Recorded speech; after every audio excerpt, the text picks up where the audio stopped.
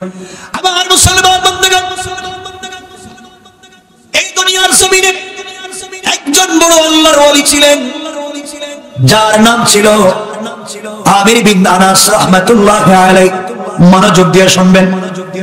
আমির বিন আনাস এমন এক যুবকের নাম, যে যুবক তার বুঝ হওয়ার পর থেকে কোনদিন তাহাজ্জুদের নামাজ ছেড়ে দেয় নাই, যে যুবক কোনদিন 5 ওয়াক্ত নামাজকে কামাই দেয় না, যে যুবক কোনদিন হারাম খায় না, যে যুবক কোনদিন অশ্লীল গান বাজনায় যায় নাই, যতক্ষণ ভালো থাকে ততক্ষণ পর্যন্ত আল্লাহর নামের জিকির করে, কোরআন তেলাওয়াত করে যায়। গরিব ছেলে, খুব ধনী, ওনার নাম আমির বিন আনাস। শুনবেন কি বলতে চাই আমার বন্ধুগণ। একজন স্ত্রী যদি ভালো হয়, একজন মা যদি ভালো হয়ে যায়, এই পরিবার থেকে আল্লাহ কি জন্ম দিতে পারেন চিন্তা করতে পারবেন না। আজ আমাদের মায়ের ঘর থেকে শাহজালাল জন্ম নেয় না, শাহপরান জন্ম নেয় না, মাইনুদ্দিন চিশতি জন্ম নেয় না, খাজা কুতবুদ্দিন বখতিয়ার কাঙ্কি জন্ম নেয় না। কেন জন্ম নেয় না? আব্দুল কাদের জিলানী জন্ম নেয় না। এর কারণ হলো আমরা আমাদের মায়েদেরকে হালাল খাওয়াতে পারি নাই, পর্দায় রাখতে পারি নাই, দ্বীন শেখাতে পারি নাই, আদর্শ শেখাতে পারি নাই। এই জন্য আমাদের পরিবারের ভিতরে শান্তি নাই। বাইরে টাকা পয়সা থাকলে শুধুমাত্র কেবলমাত্র পরিবারে শান্তি আসে না, কত লোকের টাকা আছে খবর নিয়ে দেখে, 1 মিনিটের জন্য শান্তি নাই। পরিবারের ভিতরে শান্তি দিতে পারেন একমাত্র আল্লাহ। এজন্য আমার মুসলমান বন্ধুগণ, আমির বিন আনাস এক যুবকের নাম, বিয়ে করতে চায়, গরিব হওয়ার কারণে ভালো কোনো মেয়েকেও পান না। আর যে জায়গায় বিয়ের প্রস্তাব নিয়ে যান, যখন জিজ্ঞাসা করেন মেয়ে 5 ওয়াক্ত নামাজ ঠিক মতো পারে কিনা, সূরা কানাত পারে কিনা, তখনই দেখা যায় পারে না, বিয়ে করতে পারেন না। তিনি চান এমন একটা সন্তান পৃথিবীতে তার আসুক, যেই সন্তান হবে দুনিয়ার মুজাদ্দিদে জামান, যেই সন্তান হবে দুনিয়ার জমিনে আল্লাহওয়ালা, যেই সন্তান হবে দুনিয়ার জমিনে যুগ শ্রেষ্ঠ মুজাদ্দিদ। কিন্তু এমন সন্তান জন্ম দিতে গেলে ভালো একজন মায়ের দরকার। এমন মা তো তিনি পাচ্ছেন না। দীর্ঘ 3টা বছর পর্যন্ত খুঁজলে এমন একটা মেয়েকে পেলেন না বিয়ে করবার মতো। পর্দানশীল মেয়ে, আল্লাহওয়ালা মেয়ে, তাহাজ্জুদওয়ালা, রোজাওয়ালা, ঈমানওয়ালা, সত্য কথা বলনেওয়ালা, আমানতের খেয়ানত করে না, এমন একজন মেয়েকে খুঁজতেছেন। খুঁজে খুঁজে 3 বছর চলে গেল, পেলেন না। একদিন আমির বিন আনাস জুমার সালাত আদায় করে মসজিদ থেকে বের হয়ে যখন হেঁটে যায়, তার এক বন্ধুর সঙ্গে দেখা হয়ে গেল। বন্ধু ডাক দিয়ে বলতেছে, বাইরে শুনেছি তুমি বিয়ের জন্য পাত্রী খুঁজতেছো, কি পেয়েছো? আমির বিন আনাস রাহমাতুল্লাহি আলাইহি বললেন, ভাই শোনো, অনেকগুলা মেয়ে দেখেছি, কিন্তু আমার পছন্দ হয় না। শুধুমাত্র তার চেহারা দেখে না, তার চরিত্রের কথা যখন শুনি আর পছন্দ হয় না। আমি সুন্দর না কালো না শ্যামলা জানতে চাই না, আমি একজন আদর্শবান মেয়ে চাই, চরিত্রবান মেয়ে চাই, আল্লাহওয়ালা মেয়ে চাই। দুনিয়ার জমিনে ভালো একটা ছেলে আসুক, আমার এমন একটা মা চাই। বন্ধু ডাক দিয়ে বলতেছে, আমির বিন আনাস, আমার কাছে এমন একটা মেয়ের সন্ধান আছে। শুনেছি মেয়েটা সুন্দর তত না শ্যামলা, কিন্তু মেয়েটা হাফেজা, হাফেজে কোরআন। জন্মের পর থেকে প্রাপ্ত বয়স্ক হওয়ার পর থেকে আজ পর্যন্ত নিজের মা বাবা ভাই বোন ছাড়া পৃথিবীর কোন পুরুষ ওই মেয়েটাকে দেখে নাই। মেয়েও দুনিয়ার আলাদা কোন পুরুষ মানুষকে দেখে নাই। এমন একটা মেয়ে আমার কাছে আছে, 30 পারা কোরআনের হাফেজা। তুমি যদি বলো তোমার জন্য আমি বিয়ের প্রস্তাব দিতে পারি। আমির বিন আনাস বললেন, বাইরে শোন, এই যদি হয়ে যায়, আমি দেখতে চাই না মেয়ের মা কেমন, বাবা কেমন জানতে চাই না। সত্যিকার অর্থে মেয়ে যদি কোরআনের হাফেজা হয়, আল্লাহওয়ালা হয়, দিনদার হয়, এমন পর্দানশীল হয়, আমার জিন্দেগির ইচ্ছা খাহিশ তামান্না হলো দুনিয়ার জমিনে আমার এমন একটা সন্তান জন্ম নিবে, যেই সন্তান হবে যুগ সংস্কারক, যেই সন্তান হবে বড় আলেম, যেই সন্তান হবে আল্লাহওয়ালা। এজন্য আমি একটা ভালো মা খুঁজতেছি। তুমি যেমন বলেছ মেয়েটা এত ভদ্র, এত ভালো, বিয়ের প্রস্তাব করো, আমি দেখতে যাব না। আমার বন্ধুগণ, কথা সংক্ষেপ করে বলি, এক পর্যায়ে আমির বিন আনাস রাহমাতুল্লাহি আলাইহি মেয়েটাকে দেখতে গেলেন না। বিয়ের তারিখ হয়ে গেল, বিয়েও হয়ে গেল। যেই দিন বিয়ে হয়েছে ওই দিন ফুলসজ্জার রাত্রে, বাসর রাত্রে আমির বিন আনাস রাহমাতুল্লাহি আলাইহি স্ত্রীর ঘরের ভিতরে প্রবেশ করলেন। স্ত্রীর চেহারার দিকে না তাকায়া আগে 2 রাকাত সালাত আদায় করলেন। আল্লাহর কাছে কান্নাকাটি করে দোয়া করলেন, আল্লাহ তাআলা আজ যদি আমি আমার স্ত্রীর সঙ্গে মেলামেশা করি, আল্লাহ তাআলা তুমি আমার জিন্দেগির ইচ্ছাকে পূরণ করো। দুনিয়ার জমিনে আমি কিছু চাই না, এমন একটা বাচ্চা তুমি আমাকে দান করবা যে বাচ্চার হাত ধরে দুনিয়ার জমিনে কোটি কোটি মানুষ যেন তোমার পথ পেয়ে যায়। কোন সুবহানাল্লাহ। আমার বন্ধুগণ, আমির বিন আনাস রাহমাতুল্লাহি আলাইহি সালাত আদায় করে স্ত্রীর কাছাকাছি গেলেন। যাওয়ার পরে স্ত্রীর ঘোমটা যখন সরাইয়া দিলেন, স্ত্রীর চেহারার দিকে তাকায়া নিজেকে সামলে রাখতে পারলেন না, চিৎকার শুরু করে দিলেন। স্ত্রীর চেহারার দিকে তাকায়া দেখে তার বন্ধু চেহারার যে গড়নের কথা, আকৃতির কথা বর্ণনা করেছে, তার সাথে স্ত্রীর চেহারার কোনো মিল নাই। বন্ধু তো বলেছে স্ত্রী শ্যামলা, কিন্তু এখন দেখা যায় দুনিয়ার জমিনে মনে হয় স্ত্রীর মতো কালো মানুষ পৃথিবীতে আর নাই। স্ত্রী এত বেশি কালো, ওনার জিন্দেগিতে মনে হয় এমন কোন মেয়ে তিনি দেখেন নাই। এত কালো একটা মেয়ে, চেহারার গঠনও সুন্দর না, আকৃতিও সুন্দর না। চোখের পানি ছেড়ে দিলেন আর চিন্তা করলেন, বন্ধু আমার সঙ্গে কি করলো? আমি তো এত কালো চিন্তা করি না, এত কালো, এরপরে আকৃতি সুন্দর না, তার প্রতি তো আমার মনের কোনো আকর্ষণ তৈরি হবে না, তাহলে তার প্রতি জুলুম হয়ে যাবে, আর আমি যা চাই পৃথিবীতে তা হাসিল করতে পারবো না।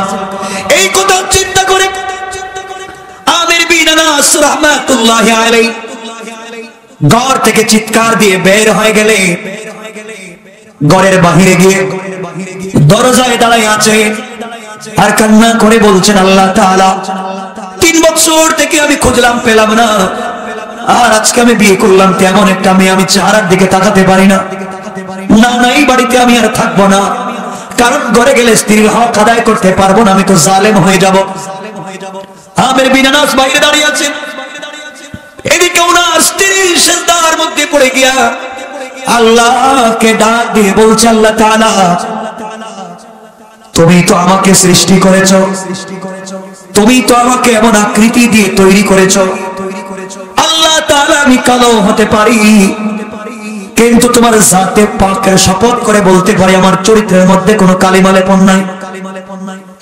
ওগো আল্লাহ তাআলা, আমার স্বামী ঘর থেকে বের হয়ে গিয়েছে, তুমি আমার স্বামীকে এতটুকু বুঝ দাও, স্বামী যেন ঘরে ফিরে আসে। আল্লাহ তাআলা, আমি একজন কোরআনের হাফেজা, তোমার কোরআনের তো অনেকগুলো মুজিজা আছে, আমি কালো হতে পারি, আমার স্বামীর ভিতরে এমন দিলটাকে নরম করে দাও, স্বামী যেন ঘর থেকে বের না হয়ে যায়। মানুষ কি বলবে, দিনের বেলা কি হবে আল্লাহ তাআলা? এই কথাগুলো চিন্তা করে মোনাজাত শেষ করে আমির বিন আনাস রাহমাতুল্লাহি আলাইহির স্ত্রী ঘর থেকে বের হয়। ঘরের আঙ্গিনায় এসে স্বামীর হাত ধরে ডাক দিয়ে বলছেন, স্বামী রে, আমি আপনার বৈধ স্ত্রী, আপনি আমাকে বিয়ে করেছেন, আমি আপনার বিয়ে করা স্ত্রী। আপনি তাহাজ্জুদ গুজার হতে পারেন, আল্লাহ ওয়ালা হতে পারেন, আপনি দুনিয়ার জমিনে বিশ্ববিখ্যাত ওলি হতে পারেন, কিন্তু আপনি যদি আমার হক আদায় না করেন আপনি জান্নাতে যেতে পারবেন না। আমার হক আপনি আদায় করা লাগবে, নচেত আপনি কিয়ামতের দিন আল্লাহর কাঠগড়ায় দাঁড়ায় যাবেন।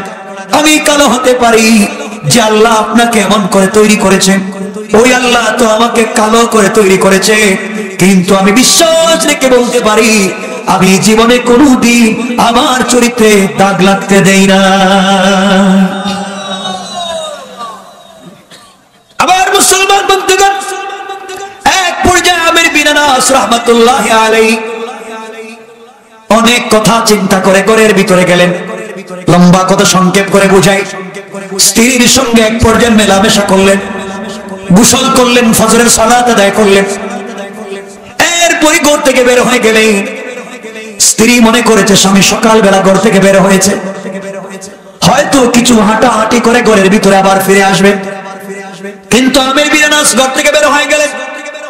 আর চিন্তা করলেন আমি এলাকায় থাকবো না, এই দেশে থাকবো না, কারণ আমি আমার স্ত্রীকে নিয়ে কোথাও যেতে পারবো না। এমন কালো আমি তো নিজেকে মানাইয়া নিতে পারতেছি না, তার প্রতি আমার অন্তরে কোনো দরদ ভালোবাসা তৈরি হচ্ছে না। স্ত্রীর প্রতি যদি জুলুম হয়ে যায় জাহান্নামে যাওয়া লাগবে, জান্নাতে যেতে পারবো না। এর চাইতে আমি এলাকা ছেড়ে দিলাম, আমি চলে যাই। স্ত্রীর প্রতি যেন কোনো অন্যায় না হয়, তাকে যেন কটু কথা না বলি, কারণ ঘরের ভিতরে গেলে তার চেহারা দেখলে আমার রাগ উঠে যাবে। কখন জানি তাকে মারি, কখন জানি পিটাই, বলতে পারি না। এই জন্য চলে গেলেন। একদিন দুই দিন না, দীর্ঘদিন হয়ে যাচ্ছে, চলে গেলেন। এদিকে স্ত্রী, বিকাল হয়ে যায়, স্বামী ঘরে ফিরে না। সন্ধ্যা হয়ে গেল, স্বামী ঘরে ফিরে না। আমির বিন আনাসের স্ত্রী আল্লাহর কাছে দোয়া করতে লাগলেন, আল্লাহ তাআলা আজকে আমার স্বামীর সঙ্গে আমার মেলামেশা হয়েছে, এই মেলামেশার মাধ্যমে তুমি আমাকে এমন একটা সন্তান দান করো আল্লাহ তাআলা। আমি কথা দিলাম যতদিন বেঁচে থাকবো হারাম খাবো না, হালাল খাবো, পর্দা নষ্ট করবো না। আল্লাহ তাআলা দুনিয়ায় কোনোদিন নাফরমানি করবো না, তোমার কোরআনকে ছেড়ে দেব না। তুমি এমন একটা ছেলে আমাকে দান করবা, যেই ছেলে এই দুনিয়ার জমিনে বিশ্ববিখ্যাত, যেন আল্লাহর ওলি হয়ে যায়। আমার বন্ধুগণ, আমার মুসলমান বন্ধুগণ, এভাবেই চলে গেছি 20 থেকে 25 বছর। সংক্ষেপ করে বুঝালাম, 25 বছর হয়ে গেল। আমির বিন আনাস রাহমাতুল্লাহি আলাইহি আর গ্রামে আসেন না। 25 বছর পর্যন্ত, 25 বছর বয়সে তিনি বিয়ে করেছিলেন। আর বিয়ের রাত্রে বাড়ি থেকে বের হয়েছিলেন। বাড়ি থেকে বের হওয়ার হয়েছে 25 বছর। বয়স হয়েছে কত বছর? কথা বলেন। 50 বছর হয়ে গিয়েছে। হঠাৎ করে এলাকার প্রতি মনে টান এসেছে। দীর্ঘদিন থেকে বাড়ির বাহিরে, এখন এলাকায় চলে যায়। 25 বছর কোন স্ত্রী স্বামীর জন্য অপেক্ষা করবে না, এখন চলে যায়। ও স্ত্রী হয়তো আমার বাড়ি থেকে চলে গিয়েছে, আমার নিজের মতো করে জিন্দেগি কাটাবো। আমার বন্ধুগণ, এই চিন্তা করি আমির বিন আনাস 25 বছর পরে নিজের এলাকায় আসলেন, নিজের মহল্লায় আসলেন, নিজের জেলায় আসলেন।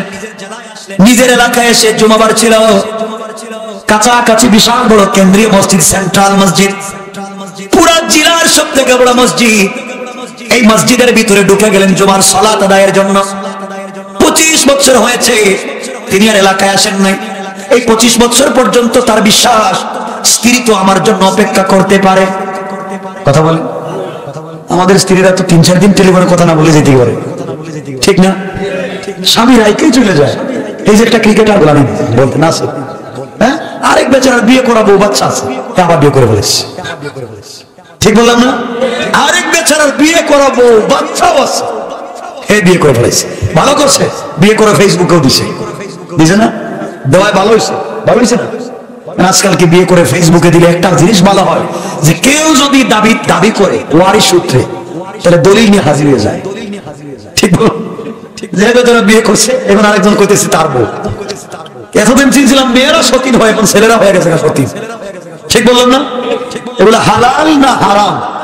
কথা বলেন না কেন? এগুলো তো আমাদের আপনাদের সেলিব্রিটি হতে পারে না, অনুসরণীয় হতে পারে, চরিত্র নয়, নিকৃষ্ট। আমার বন্ধুগণ, কষ্ট হচ্ছে আপনাদের? রাত্র 1টা হয়ে গেছে, আর লম্বা করা যাবে না, রাত্র অনেক হয়ে যাচ্ছে। আপনাদের কষ্ট হচ্ছে আমি বুঝতেছি, সমস্যা। আমার বন্ধুগণ, কম লম্বা হবে না। হযরত আমির বিন আনাস জুমার নামাজে আসলেন মসজিদে। নামাজে এসে মসজিদে বসছে, বিশাল বড় মসজিদ, 15-20 হাজার মুসল্লি নামাজ পড়তেছেন। আমির বিন আনাস মসজিদে আইসা দেখেন একটা ছোট্ট, মানে যুবক, জোয়ান তরুণ একটা ছেলে জুমার নামাজের আগে বয়ান করতেছে, যার চেহারা থেকে যেন জান্নাতের নূর চমকায়। আসতে বললেন সুবহানাল্লাহ। হেসে হেসে কথা বলছে। আমির বিন আনাস তাকায় দেখে এত ডিজাইন, এত সুন্দর একটা ছেলে, এত বয়স কম, এত সুন্দর করে জুমার আগে বয়ান করতেছে। আরে আমি কি যে অপরাধ করলাম, যদি বিয়ে কইরা না ভাবতাম, বউ যাই হোক কালো, যদি থাকতাম তো আমারও তো এমন একটা ছেলে হতে পারতো। ঠিক কিনা বলে? আমারও তো এমন একটা ছেলে হতে পারতো, হয়তো হাজার হাজার মানুষ আমার ছেলের কথা শুনতো। আমি কেন গেলাম? ছেলে বয়ান করতেছে, মানুষ মন্ত্র মুগ্ধের মতো শুনতেছে, তার চেহারার দিকে তাকায় আছে। হযরত আমির বিন আনাস, আহারে কার ছেলে, এত সুন্দর বয়ান করলো। জুমার আগের বয়ান, জুমার বয়ান শেষ হয়ে গেল, জুমার নামাজের খুতবা শুরু হয়ে গেল। আমির বিন আনাস তাকায় দেখে যুবকের বয়স তো খুব বেশি না, এত সুন্দর করে জুমার খুতবা দিল। এরপরে যখন সালাত আদায়ের জন্য দাঁড়িয়ে গেল জুমার নামাজ, হাজার হাজার মানুষ তার পিছনে জমা পড়লো। জুমার নামাজের সালাম ফিরানোর পরে হাজার হাজার মানুষ লাইন ধরেছে, এই খতিবের সঙ্গে মুসাফা করবে, মুআনাকা করবে, দেখা করবে, দোয়া নিবে। কারো হাতে পানি, কারো ছেলে নিয়ে আসছে। আমির বিন আনাস বলেন, কেন নিয়ে আসছো? এই বড় হুজুরের কাছ থেকে দোয়া নিতে চাই। উনিকে পাবলিক বলতেছে, বাবা তোমাকে চিনলাম না। এই যে যুবকটাকে দেখতেছেন আমাদের খতিব, যিনি এখন নামাজ পড়ে বসলেন, উনি হলেন আমাদের দেশের সব থেকে বড় আলেম, আমাদের সব থেকে বড় হুজুর। আমির বিন আনাস চিন্তা করেন, এত ছোট আর এই সব থেকে বড় হুজুর, দেখি তো কি হয়। নামাজের পরে তিনি বসেছেন। নামাজের পরে দেখা যায় হাজার হাজার মানুষ মুসাফা করতেছে, মুআনাকা করতেছে, হাত ধরে কাঁদতেছে, হাতে চুম্বন করতেছে। আর তিনি আফসোসে তো মরেই যাচ্ছে, জিন্দগির ভুলের জন্য অনুশোচনা করতেছেন, কেন আমি এই কাজ করলাম। স্ত্রী আর যাই হোক, আমিও তো এমন একটা ছেলে পাইতাম।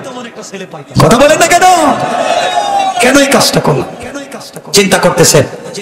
এমন সময় দেখা যায় ছেলেটা বয়ান শেষ করে হাদিস পড়াইতে বসে গেছে। হাজার হাজার ছাত্র তার দর্শে হাদিস পড়তেছে। জিজ্ঞাসা করে ছাত্ররা, কোন ছাত্রের দাড়ি পাকা, কোন ছাত্রের দাড়ি সাদা, কোন ছাত্রের দাড়ি বেশি, কারো বয়স 50-60, কিন্তু উস্তাদের বয়স 25 থেকে 24। সুবহানাল্লাহ বললেন না? এত কম বয়সী ছাত্র হাজার হাজার। জিজ্ঞেস করেন আমির বিন আনাস, তোমাদের উনি কে? বলে, উনি হচ্ছেন এই জামানার, এই দেশের সব থেকে বড় আলেম। উনার চাইতে বড় কোনো আলেম হতে পারে না। যত বড় বড় আলেম দেখবেন সব ওনার ছাত্র। সুবহানাল্লাহ বললেন না? সবাই যখন পড়তেছে তিনিও বসে গেলেন, এই ছাত্রের দর্শে বসে গেলেন। হাজার হাজার ছাত্র বিভিন্ন দেশ থেকে এসেছে ওনার কাছে পড়ার জন্য। জিজ্ঞেস করেন একজনকে, বলো তো তোমাদের হুজুরের নাম কি? একজন দাঁড়াইয়া বলছে, আঙ্কেল আপনাকে চিনলাম না, উনি হলেন এই জামানার সব থেকে বড় আলিম, তার নাম হলো ইমামে মালিক।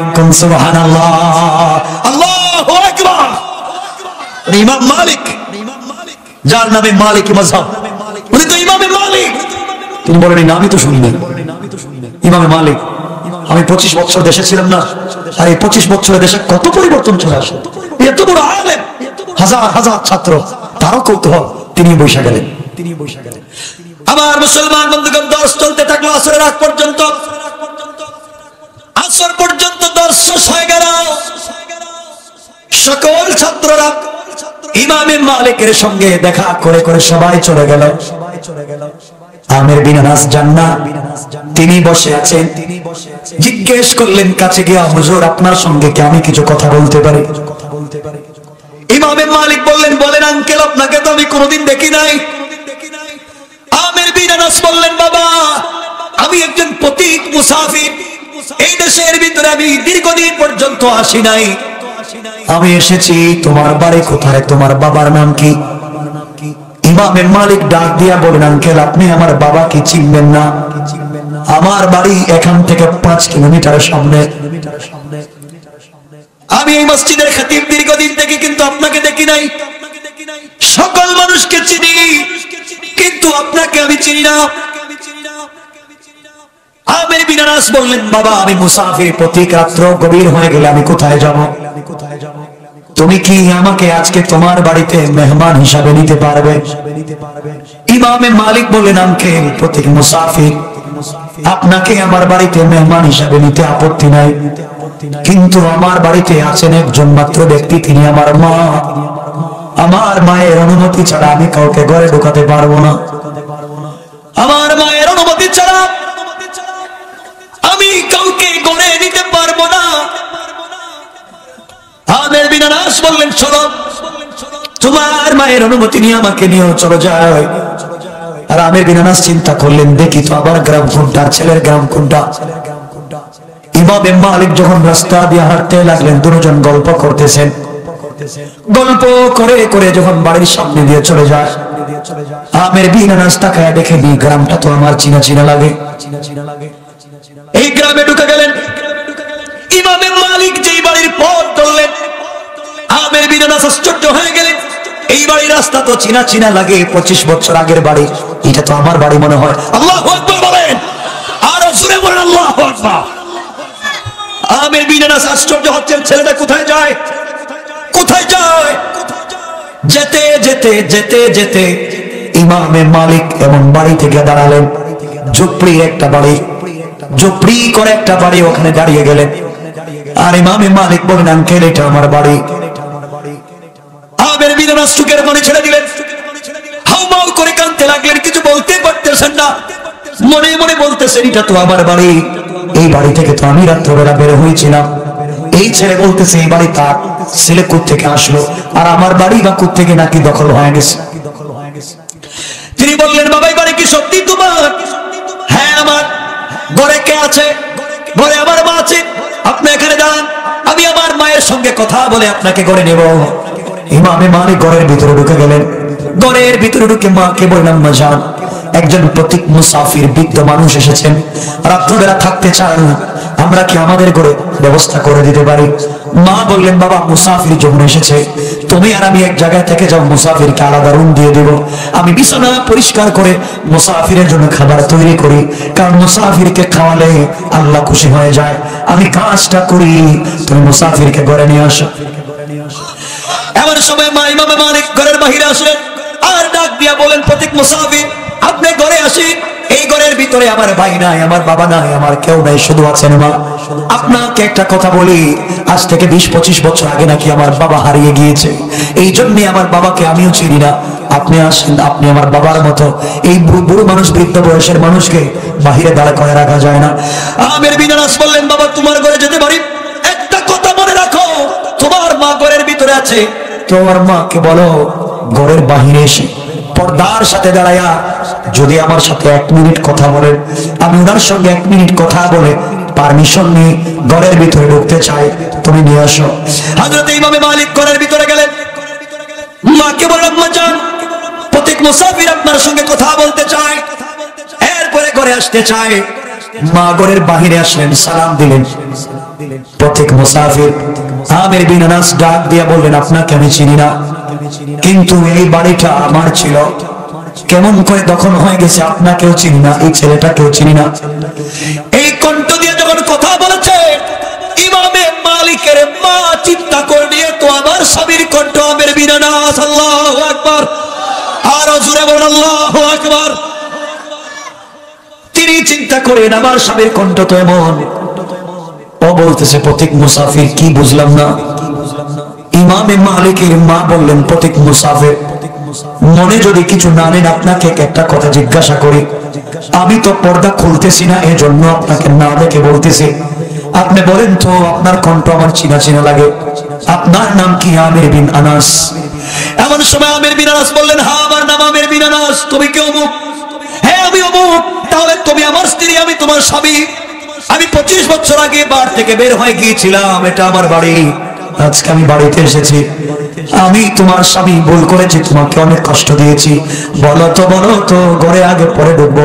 আগে বলো, যেই ছেলেটা বিশ্ববিখ্যাত আলিম, কেন্দ্রীয় মসজিদের খ্যাতি, হাজার হাজার ছাত্র যারা আছে, এই ছোট্ট ছেলে এত সুন্দর, এত সুন্দর যার চেহারা, বলো তো এই ছেলেটা কার, তুমি কোথায় পাইলে? স্ত্রী স্বামীকে জড়াইয়া কান্না করে বলছেন, স্বামী আমার, আপনি 25 বছর আগে ফুলসজ্জা রাত্রে আমার সঙ্গে মেলামেশা করে বাড়ি থেকে আপনি বের হয়ে গিয়েছিলেন, আমি আপনার আমানত রক্ষা করেছি। ওই দিন আল্লাহ আপনার ঔরসে আমার গর্বে একটা বাচ্চা দিয়েছিলেন, ছেলে সন্তান। এই সন্তান জন্ম নিয়েছে, আর এই সন্তান হয়ে গেছে বিশ্ববিখ্যাত আলিম ইমামে মালিক। আল্লাহু আকবার। আল্লাহ চাইলে পারেন, কথা বলেন পারেন। গোটা দুনিয়ায় যতগুলো মুসলিম রাষ্ট্র রয়েছে, Bosnia, Chechnya, Somalia, Sudan, Afghanistan, Arakan, Palestine, Pakistan, Bangladesh, Burma, Bharat, Syria, Kashmir, একটা মুসলিম রাষ্ট্র নয় যেখানে মুসলমানেরা জালেমের জুলুমের শিকার না। আজকে গোটা দুনিয়া যখন নির্যাতনের শিকার, মুসলমানদের কলিজাত থেকে রক্ত ঝরছে। মুসলমানের আল্লাহকে চিৎকার করে বলছে, আল্লাযীনা ইয়াকুলুনা রাব্বানা আখরিজনা মিন হাযিহিল ক্বরিয়াতিজ যালিমি আহলুহা। মুসলমানেরা যখন চিৎকার করে বলছে আমাদেরকে এই জালেমের রাষ্ট্র থেকে বের করো, এই সময় বাংলাদেশের সুজলা সুফলা শস্য শ্যামলা স্বচ্ছ সুব্রজ্জ্বল সোনার বাংলাদেশের 56,000 বর্গমাইল এলাকা জুড়ে কিছু রাম, কিছু বাম, কিছু নাস্তিক, কিছু সুশীল সমাজ নামদারি কুলাঙ্গারেরা যারা নাস্তিকবাদকে প্রমোট করে, এই সমাজ থেকে যুবকদেরকে কনভিন্স করে, কনভার্ট করে দিন থেকে সরিয়ে নাস্তিকবাদের দিকে নিয়ে যেতে চায়। সমাজ থেকে আল্লাহর তাওহীদ এবং রাসূলের রিসালাতকে মুছে দিয়ে এই জমিনের ভিতরে নাস্তিকবাদকে যারা প্রতিষ্ঠা করতে চায়, তারা জানে না এই জমিনের নিচে হাজারো লাখো উলামায়ে কেরাম শুয়ে আছেন যাদের রক্তে এই জমিনে দ্বীন জিন্দা হয়েছে। কথা বলেন, মনে রাখবেন মুসলমানেরা, কথা শুনেন। আপনাদেরকে বলতে চাই, আজকে আমরা দ্বীন সম্পর্কে জানি না। দ্বীন মানে হচ্ছে পূর্ণাঙ্গ জীবন ব্যবস্থা। আজকে আমাদের কাছে দ্বীন নাই, আমাদের পরিবারে দ্বীন নাই, আমাদের সমাজে দ্বীন নাই, আমাদের রাষ্ট্রে দ্বীন নাই, সমাজের কোন জায়গায় দ্বীন নাই। এর সব থেকে বড় দায়ী হচ্ছে আমরা পাবলিকের কাছে সঠিক দ্বীন পৌঁছে দিতে পারি নাই। মনে রাখবেন মুসলমান, এই দেশের ভিতরে কিছু লোক আছে যারা সকাল সন্ধ্যা তাদের ডিউটি হচ্ছে উলামায়ে কেরামকে গালিগালাজ করা। কথা বলেন না কেন? বিশ্বনবীকে সন্ত্রাস বলে গালি দেওয়া আছে না নাই? যুবক কথা বলতে পারো না? এখানে প্রশাসনের যে কেউ থাকতে পারেন, সিআইডি, ডিআইবি, এনএসআই, ডিজিএফআই বা সংশ্লিষ্ট যে কোনো কর্মকর্তা, আমাদের কথাগুলো পরিষ্কার আপনারা শুনবেন। কথা যদি না বুঝেন, কারণ এখানে যে কেউ যে কোনো দল করতে পারে, আমার কোনো আপত্তি নাই। আপনি যেমন খুশি তেমন সাজেন, আমার কোনো আপত্তি নাই। কিন্তু আপনাকে একটা সাজ নিয়ে কিয়ামতের দিন আল্লাহর সামনে দাঁড়াতে হবে। আল্লাহ বলছেন, ইয়া আইয়ুহাল ইনসান মা গাররাকা বিরাব্বিকাল কারীম। এই মানুষ তোকে কে ধোঁকা দিয়েছে আমার মতো মহান রব থেকে? অথচ আল্লাযী খালাকাকা, আমি তোকে বানিয়েছি। যার যেমন ইচ্ছা করে। মনে রাখবেন, আপনাদের তো নেতা আছে, আপনারা এমন একজনকে নেতা মানেন, আপনার নেতা গম চোর, চাউল চোর, কালবাডের টাকা চোর। কথা বলেন। আমি একজন কর্মী, আমার একজন নেতা আছে, আমি যাকে নেতা মানি, আমার নেতা তার 63 বছরের জিন্দেগিতে একটা মিথ্যা কথা বলে না। সুতরাং এই রাসূল পাক সাল্লাল্লাহু আলাইহি সাল্লামকে যারা এই সমাজে গালি দেয়, উলামায়ে কেরামকে গালি দেয়, মনে রাখবেন এই সমাজের যুবকেরা কলেজে যায়, ইউনিভার্সিটিতে যায়, মুখে দাড়ি রাখে তাদেরকে তালেবান বলা হয়, টাকনুর উপরে প্যান্ট পরে তাদেরকে জঙ্গি বলা হয়, 5 ওয়াক্ত নামাজ পড়ে তাদেরকে আফগানি বলা হয়, মায়েরা বুরকা পড়লে তাদেরকে আইএস বলা হয়, উলামায়ে কেরামদের পকেটে বোমা খুঁজা হয়, আমার নবীর রিসালাতকে সন্ত্রাসের জঙ্গি বলা হয়। আল্লাহর কসম করে বলছি, আমার নবী সন্ত্রাস না, উলামায়ে কেরাম জঙ্গি না, মাদ্রাসা মসজিদে বোমা পাওয়া যায় না, ইসলামী আন্দোলনের কর্মীরা সন্ত্রাস হয় না। যারা বলেছে ওরা পিতৃ পরিচয়হীন হারামজাদা, হারামজাদা, হারামজাদা। ঠিক কিনা জোরে কর।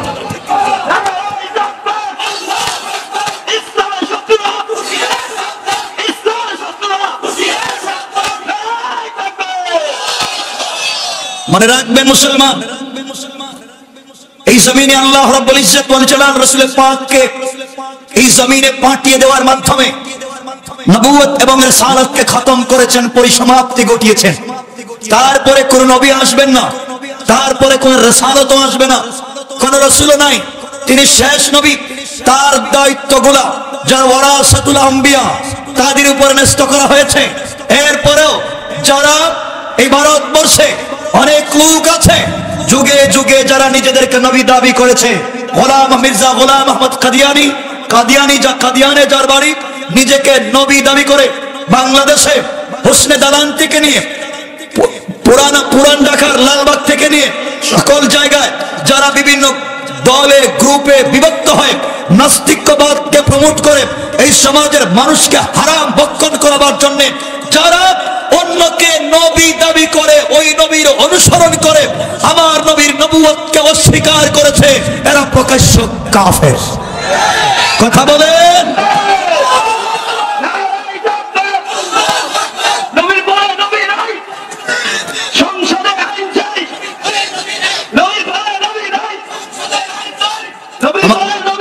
শোনেন, আমি কি বলতে চাই শোনেন। সংসদে আইন করে নবীর পরে নবী নাই বলা লাগবে না, নবী নাই এটা আল্লাহ বলে দিয়েছেন। আল্লাহ বলেছেন তিলকা হুদুদুল্লাহ, এগুলোই আমার নির্ধারিত সীমারেখা, আমার মূলনীতি, আমার সংবিধান। তোমরা দুনিয়ার সংবিধানকে পরিবর্তন করতে পারো, কিন্তু আমি আল্লাহর সংবিধানকে পরিবর্তন করার অধিকার এখতিয়ার পৃথিবীর কারো নাই। আপনি মানেন আর নাই মানেন, আপনার বুঝে ধরে আর নাই ধরে, আমার নবী শেষ, এরপরে কোনো কেইরো নাই কালো নাই, কথা পরিষ্কার। সুতরাং বাংলাদেশে যারা কাদিয়ানীদেরকে কাফের মনে করে না তারাও কাফের, যারা তাদেরকে সাপোর্ট করে তারাও কাফের।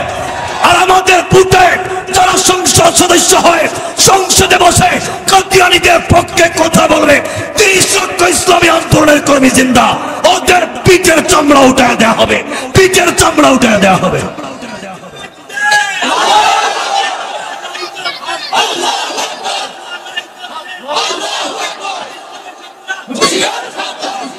কথা শুনেন, রাসূলকে ভালোবাসেন, সত্য কথা বলেন, ভালোবাসেন। তার বহিঃপ্রকাশ ঘটিয়েছিলেন সাহাবায়ে কেরাম, জীবন দিয়েছিলেন, যৌবন দিয়েছিলেন, ঘুম থেকে উঠে জিহাদে শহীদ হয়েছেন। মাজ আর মুআউবিস প্রতিযোগিতা করেছে, তালহা জুবায়ের কলিজা কেটে দিয়েছে, হামজা কলিজা বের করেছেন, সুমাইয়া লজ্জাস্থানে বর্ষা নিক্ষিপ্ত হয়েছে শুধু রাসূলের আশিক বুঝাবার জন্য। আমরা বলতে চাই এই জমিন পর্যন্ত দিন কোরমা পোলাও আর বিরিয়ানির উপর দিয়ে আসে নাই। বাংলাদেশে দিন ছিল, বাংলাদেশে দিন আছে, বাংলাদেশে দিন থাকবে। যারা মুসলমানদেরকে কুণ্ঠাসা করবার জন্য আমার রাসূলের চরিত্র নিয়ে ব্যঙ্গাত্মকপূর্ণ কথা বলে, আমার একটা মেসেজ, ইনফরমেশন বার্তা আপনাদের প্রতি, বাংলাদেশে কারো বাবার বিরুদ্ধে কথা বললে আইন আছে না নাই? কারো স্বামীর বিরুদ্ধে কথা বললে আইন আছে না নাই? কারো পরিবারের বিরুদ্ধে কথা বললে আইন আছে না নাই? ডিজিটাল আইনে মামলা হয়, ডিজিটাল আইনে মামলা হয়ে যায়, সাইবার ক্রাইমে মামলা হয়ে যায়। আমরা বলি আপনাদের অন্তরে আপনাদের বাবার মহব্বত আছে, স্বামীর মহব্বত আছে, নেতা নেত্রীর মহব্বত আছে, থাকতে পারে, কিন্তু আমাদের অন্তরে আমাদের মা, আমাদের বাবা, আমাদের সন্তান, স্ত্রী, পুত্রের চাইতে আমাদের অন্তরে আমাদের বিশ্বনবীর মহব্বত আরো বেশি। সুতরাং সেই নবীকে যদি কেউ গালি দেয়, রাসূলের চরিত্রের বিরুদ্ধে যদি কেউ কথা বলে, 18 কোটি মুসলমানের প্রাণের দাবি বাংলাদেশের সংসদে তার বিরুদ্ধে ফাঁসির আইন কার্যকর করতে হবে, করতে হবে, করতে হবে। ঠিক কিনা জোরে কাও, এটা আমাদের দাবি। কিন্তু কথা হচ্ছে আজকে আমরা দিন বুঝি নাই। আজকে এক শয়তান, এক ব্লগারকে কে বা কারা হত্যা করেছে, মরে গেছে। এজন্য ভালো ভালো আলেমদেরকে জঙ্গি আর সন্ত্রাস বানায়া যারা এদেশে ফাঁসির রায় দিয়েছেন, মনে রাখবেন এই দিন দিন না, আরো দিন আছে। আরেকটা কথা বলি, সকালবেলা যেই পত্রিকার খবরের কাগজের দাম থাকে 10 টাকা, ঢাকা শহর থেকে আপনাদের এলাকায় আসে, সকালবেলা সকল ধনীদের টেবিলের উপরে এই পত্রিকা থাকে, সকলে মনোযোগ দিয়ে পত্রিকা পড়ে। কিন্তু সন্ধ্যা যখন হয়ে যায়, পত্রিকার টাইম যখন শেষ হয়ে যায়, এই পত্রিকা 1 কেজির দাম হয়ে যায় 10 টাকা। সকালবেলা এক পিস পেপারের দাম 10 টাকা, বিকালবেলা 1 কেজির দাম 10 টাকা। সকালবেলা যে পত্রিকা থাকে চায়ের টেবিলের উপরে, বিকালবেলা সময় ফুরিয়ে গেলে এই পত্রিকা চলে যায় শুটকি বাঁধা আর ভ্যান গাড়ির পিছনে। সুতরাং সময় যদি শেষ হয়ে যায়, সময় যদি শেষ হয়ে যায়, আপনাদেরকে জুতার ফিতা বাঁধার কাজেও কেউ রাখবে না। আমি পুলিশের ভাইদেরকে বলছি, আল্লাহকে ওয়াস্তে একটা কথা শুনেন, আল্লাহকে ওয়াস্তে একটা কথা শুনেন, কেউ রাগ করবেন না। আমার পরনে যে পোশাক, এটা আমার টাকা, নাকি সন্দেহ আছে? এটা আমার টাকা কেনা, আমার টাকায় কেনা পোশাক আমি পরেছি। কিন্তু পুলিশ ভাইদেরকে বলছি, যারা বাংলাদেশের একজন রাষ্ট্রপতি এবং বিসিএস ক্যাডার, তারা ছাড়া যারা সরকারে চাকরি করেন সব কামলা। সব কি কামলা? সাধারণ ভাষায় কর্মচারী। আপনি কর্মকর্তা নয়, আপনি কর্মচারী। সুতরাং পুলিশ ভাইদেরকে বলছি, আপনি ঘাড় মটকে দিবেন, হাত ভেঙে দিবেন, পাকিস্তান পাঠিয়ে দিবেন। আপনারা যে বদমাইশি করেন, আপনার পরনের পোশাক আমাদের ট্যাক্সের টাকায়, আপনি যে গাড়িতে বসেন সেটা আমাদের ট্যাক্সের টাকায়, আপনার বাচ্চাদেরকে দামি দামি স্কুলে পড়ান আমাদের ট্যাক্সের টাকায়, আপনার মা বাবাকে খাওয়াচ্ছেন আমাদের ট্যাক্সের টাকায়, আপনি যে বাসায় থাকেন আমাদের ট্যাক্সের টাকায়।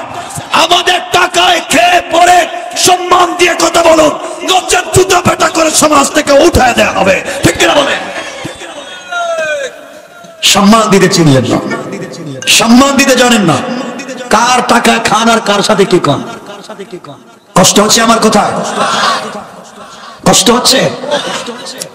জন্মাই আল্লাহকে আস্তে রাগ করবেন না, আমি কয়েকটা কথা বলে ভাবে কষ্ট হবে না তো? এরপরে সংক্ষেপ করব।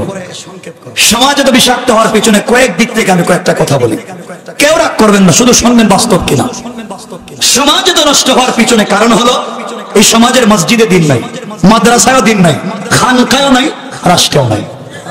কেন বললাম শোনেন, যেই নবী মসজিদের ইমাম ছিলেন না, মসজিদ আন-নববীর ইমাম ছিলেন বিশ্বনবী, এই মসজিদের খতিবও ছিলেন তিনি, মাদ্রাসায় দারুল আরকাম বা মাদ্রাসায় সোফা এর শিক্ষকও ছিলেন তিনি। কথা বলেন না? এতটুকু রাসূলের দায়িত্ব ছিল না? যেই নবী ইমাম, যেই নবী খতিব, যেই নবী শিক্ষক, তিনি প্রয়োজন বুঝে জিহাদের ময়দানে সেনাপতিও ছিলেন। তিনি মাথায় কাপড়ের টুকরা কালান সোয়াও দিয়েছেন, প্রয়োজন বুঝে লোহার টুপিও পরেছেন। যেই নবী মসজিদের ইমাম, এই নবী মদিনার রাষ্ট্রের প্রেসিডেন্টও ছিলেন। কথা বলেন না কেন? আগে বলতে রাগ করবেন না। আজকে আপনার এই কোরআন শরীফকে বানিয়েছেন মক্তবে বাচ্চাদের পড়াবার বই, কোরআনকে বানিয়েছেন জানাজার জিয়ারত করবার বই, কোরআনকে বানিয়েছেন শবে বরাতের শবে কদরে খতম পড়ে 200 টাকা করে পাওয়ার বই, কোরআনকে মনে করেছেন কেউ মইরা গেলে তার বাড়িতে 10 জন মিলে 300 টাকা করে পাওয়ার বই, কোরআনকে বানিয়েছেন তাবিজ আর কবজ দেওয়ার বই। এই জন্য আল্লাহ কোরআন নাজিল করেন নাই। এই জন্য নাজিল করেন নাই। কেন নাজিল করেছেন? কোরআনে কারীমের 13 নম্বর পারা 14 নম্বর সূরা ইব্রাহিমের প্রথম আয়াতে আল্লাহ বলছেন, আলিফ লাম রা কিতাবুন আনজালনাহু ইলাইকা লিতুখরিজান নাসা মিনাজ যুলুমাতি ইলান নূর। আল্লাহ বলছেন কোরআন দিয়েছি, এটা বাস্তবিক লাইট, বাস্তবিক চুম্বক, তোমরা সিস্টেমে অন্ধকারে লাগায় দাও, অন্ধকার থাকবে না, আলোকিত হয়ে যাবে। কোন সুবহানাল্লাহ। কোরআনকে আমরা লাইট হিসাবে লাগাতে পারিনি। কেন? সমস্যাটা আপনাদেরকে বলি। আজ থেকে 50 বছর আগে, এটা হচ্ছে নবাবগঞ্জ, নবাবগঞ্জ না? শুধু শুনবেন কি বলতে চাই। 50 বছর আগে তো মসজিদ মাদ্রাসা ছিল। কথা বলেন না কেন? ছিল না। আজ থেকে 50 বছর আগে 1-2 গ্রাম মিলে একটা মসজিদ পাওয়া যেত না, 2-4 গ্রাম মিলে একটা মাদ্রাসা পাওয়া যেত না, জানাজা পড়াবার জন্য একজন আলেম পাওয়া যেত না। মসজিদ নাই, মাদ্রাসা নাই, আলেম নাই। কিন্তু ওই সময় যে জিনিসটা পাবলিকের কাছে ছিল, এটা হচ্ছে সকল মুসলমানের ঘর থেকে সকালবেলা কোরআনের তেলাওয়াত শোনা যেত। কথা বলেন না কেন? শোনা যেত। আমাদের মায়েরা, আমাদের দাদি নানীরা যখন বোরকা পড়তেন, তখন তারা রাস্তা দিয়ে বের হলে বড় ছাতা নিতেন, আর যদি কোনো পুরুষকে দেখতেন সাইড দিতে দিতে খাদে পড়ে যেতেন। কথা বলেন না? আর আজকালকের মেয়েরা রাস্তা দিয়ে হাঁটে, আর তারা বলে পুরুষদের কারণে এখন রাস্তায় হাঁটা যায় না। কথা মিথ্যা বলেছি? আচ্ছা, আজকে মসজিদের অভাব নেই। এক এক গ্রামে 2-4টা মসজিদ, এক এক গ্রামে 1-2টা মাদ্রাসা, এক এক গ্রামে 10-20 জন আলেম, সব আছে। যেই জিনিস নাই সেটা হচ্ছে রাসূলের আদর্শ আর চরিত্র নাই। কথা বলে যুবকদেরকে কয়েকটা কথা বলবো, মনে রাখবো। এর কারণ হচ্ছে আজকে যত ইমাম আর খতিব, আইম্মায়ে কেরাম, খুতবা আযম, আল্লাহর ওয়াস্তে রাগ করবেন না, আজকালকের ম্যাক্সিমাম মসজিদের ইমাম আর খতিব মসজিদের মিম্বরে সত্য কথা জুমাবারে বলেন না। ঠিক বললাম না? কেন বলেন না? বললে চাকরি, তো আপনাকে চাকরি করতে বলছে কে? আপনি আগামীকালকে চাকরি ছেড়ে দিবেন। আপনি ঢাকা শহরে গিয়ে ফলের ব্যবসা করেন, সিএনজি চালান, হালাল ব্যবসা করেন, রিজালুল্লাহ তুলহিহিম তিজারাতু ওয়ালা বাইউন আন যিকরিল্লাহ, আপনি হালাল বিজনেস করে বিনা হিসাবে জান্নাতে যান। আর যদি চেয়ারে বসতে হয়, এটা আপনার বাবার নয়, এটা বিশ্বনবীর চেয়ার, এই চেয়ারে বসে সত্য বলে দান্দার শহীদ করেছেন। আমরা 1 কোটি গুলির সামনে দাঁড়িয়ে সত্য বলতে পারি, ঠিক কিনা জোরে কাও? কেন আপনি বলেন না? কেন বলেন না? ইমাম সাহেব সত্য কথা বলেন না, চাকরি চলে যাবে রিজিকের ভয়। আল্লাহ বলছেন নবী সামায়ে রিজকুকুম, তোমাদের সকলের রিজিক আসমানে, তো পকেটে খুঁজো কেন? আরেকটা বড় কারণ হচ্ছে, আমি জানি না আপনাদের এলাকায় আমাকে কখনো দেখেছেন, এসছি আসি নাই। আরেকটা বড় কারণ, বাংলাদেশের ম্যাক্সিমাম মসজিদের সভাপতি সুদখোর, ক্যাশিয়ার ঘুষখোর, আর সেক্রেটারি দুর্নীতিবাজ আর চাঁদাবাজ। মিথ্যা বলছি কথাগুলো? যে যত বড় সুর সে তত বড় মসজিদের দায়িত্ব নেই। মিথ্যা বলি? কিছু ভালো লোক তো আছে, আমি জানি। ভালো লোক না থাকলে সমাজ চলবে কেন? মসজিদের কেশের টাকা, মাদ্রাসার কেশের টাকা দিয়ে ওনারা বিজনেস করে খায়, আছে না নাই? সমাজে দিন পাবেন কোথা থেকে? মসজিদে দিন নাই, ইমামের কাছে দিন নাই, যারা মসজিদের দায়িত্বশীল তাদের কাছেও দিন নাই, তো পাবলিকের কাছে মসজিদ থেকে দিন পৌঁছাবে কে? কথা বোঝেন নাই? আমার বন্ধুগণ, এজন্য আল্লাহকে ওয়াস্তে একটা কথা বলে দেই, আপনাদের বাচ্চাদেরকে আলেম বানান, হাফেজ বানান, শেখুল হাদিস বানান, মুফতি মুহাদ্দিস বানান, আমার কোনো আপত্তি নেই। কিন্তু আল্লাহকে ওয়াস্তে আপনাদের বাচ্চাদেরকে আলেম হাফেজ বানাবার পাশাপাশি জেনারেল শিক্ষা শিক্ষিত করেন। আল্লাহর ওয়াস্তে পায়ে ধরে বলে যায়, পেটে পাথর বেঁধে আপনাদের বাচ্চাকে জেনারেল শিক্ষা শিক্ষিত করেন, মাস্টার্স করান, MA করান, MPhil করান, PhD করান, BCS ক্যাডার বানান। আপনার ছেলে আলেম, আপনার ছেলে হাফেজ, আপনার ছেলে মুফতি, আপনার ছেলে শেখুল হাদিস, ও যদি আলেম হওয়ার পরে BCS ক্যাডার হয়ে আপনার জেলার পুলিশে SP হয়ে যায়, আর যাই হোক এই জেলায় তাফসীর বন্ধ হবে না। ভুল বুঝলেন? বুঝেন না তো দিন। আপনার ছেলেকে ইওনা বানান, টিওনা বানান, তাহলে আর ফাইলটাকে ঘুষ খাবে না। আপনার ছেলেকে সাব রেজিস্টার অফিসার বানান, তাহলে ও আপনি গেলে আর 2 নম্বর নামজারি করে দলিল দিবে না। কথা বলেন না কেন? আপনার ছেলেকে আপনার থানার ওসি বানান, তাহলে আর আপনি গেলে এখানে আপনার উপরে মিথ্যা মামলা দিবে না। কিন্তু বলেন আমার ছেলে খুব ভদ্র, খুব ভালো, কি করে? ইমামতি করে। তো ইমামতি করলে তার ঘুষ খাইতে পারে, ইমামতি করলে তার চুরি করার জায়গা নাই। আপনার ছেলেকে দেন না ওসি সাহেবের চেয়ারে, দেখেন খায় কি খায় না। কথা বলেন না কেন? ওখানে যদি না খাইতে পারে তাহলে ঠিক আছে, কথা বুঝতে পারেন? এজন্য পেটে পাথর বাঁধেন, কারণ আগামী 50 বছর উপরে এই মাঠ এভাবে আর থাকবে না। এই মাঠ থাকবে না, যা বলছি মনে রাখবেন, থাকবে না। কারণ আমরা আজকে মসজিদ, মাদ্রাসা, খানকা বসে আছি, আর সব সেক্টর গুলো চোর ডাকাতদের হাতে দিয়ে ফেলেছি। একদিন মসজিদ থাকবে, মাদ্রাসা থাকবে, রাস্তা বের হয়ে কথা বলার সুযোগ থাকবে না। কথা বুঝতেছেন আমার? এর কারণ হচ্ছে, রাগ করতেছেন আমার কথা? কথাগুলো বুঝলে সামনের কথা বুঝবেন। আপনাদের মসজিদের ইমাম রাখেননি, কথা বলেন না কেন? এলাকায় যখন ইমাম রাখেন, তো আপনারা দেখেন না যে ইমাম আমানতদার কিনা? দেখেন, কথা বলেন না কেন? আচ্ছা, কোন ইমাম যদি চুর ইমামতিতে রাখবেন? কথা বলেন না কেন? ডাকাত হলে, ফ্যান্সি ডিল ব্যবসায়ী হলে, কেন? অশুদ্ধ করে যদি সূরা কেরাত পড়তে পারে, ইমামতি করতে পারে, তাহলে চুর হলে সমস্যা কি? হ্যাঁ, রাখবেন না কেন? ওর পিছনে ইমামতি নামাজ পড়বেন, এটাই তো। তাহলে আপনার মসজিদে 400-500 জন মুসল্লির ইমাম চুর হলে রাখেন না, ডাকাত হলে রাখেন না। 18 কোটি মুসলমানের ইমাম কোন চোর ডাকাত হতে পারে না। সহজ বাংলা তো বুঝেন না, জানি বুঝবেন না আপনার। এজন্য আপনাদেরকে একটা উদাহরণ দিয়ে আলোচনা সংক্ষেপ করবো, ডোন্ট মাইন্ড, আগে বলছি, রাগ করবেন না, শুনবেন। আর আমার কথা বুঝে না ধরলে দাঁড়িয়ে প্রশ্ন করবেন, আমি প্রশ্নের জবাব দেবো, কিন্তু শুনবেন আমি কি বলতে চাই।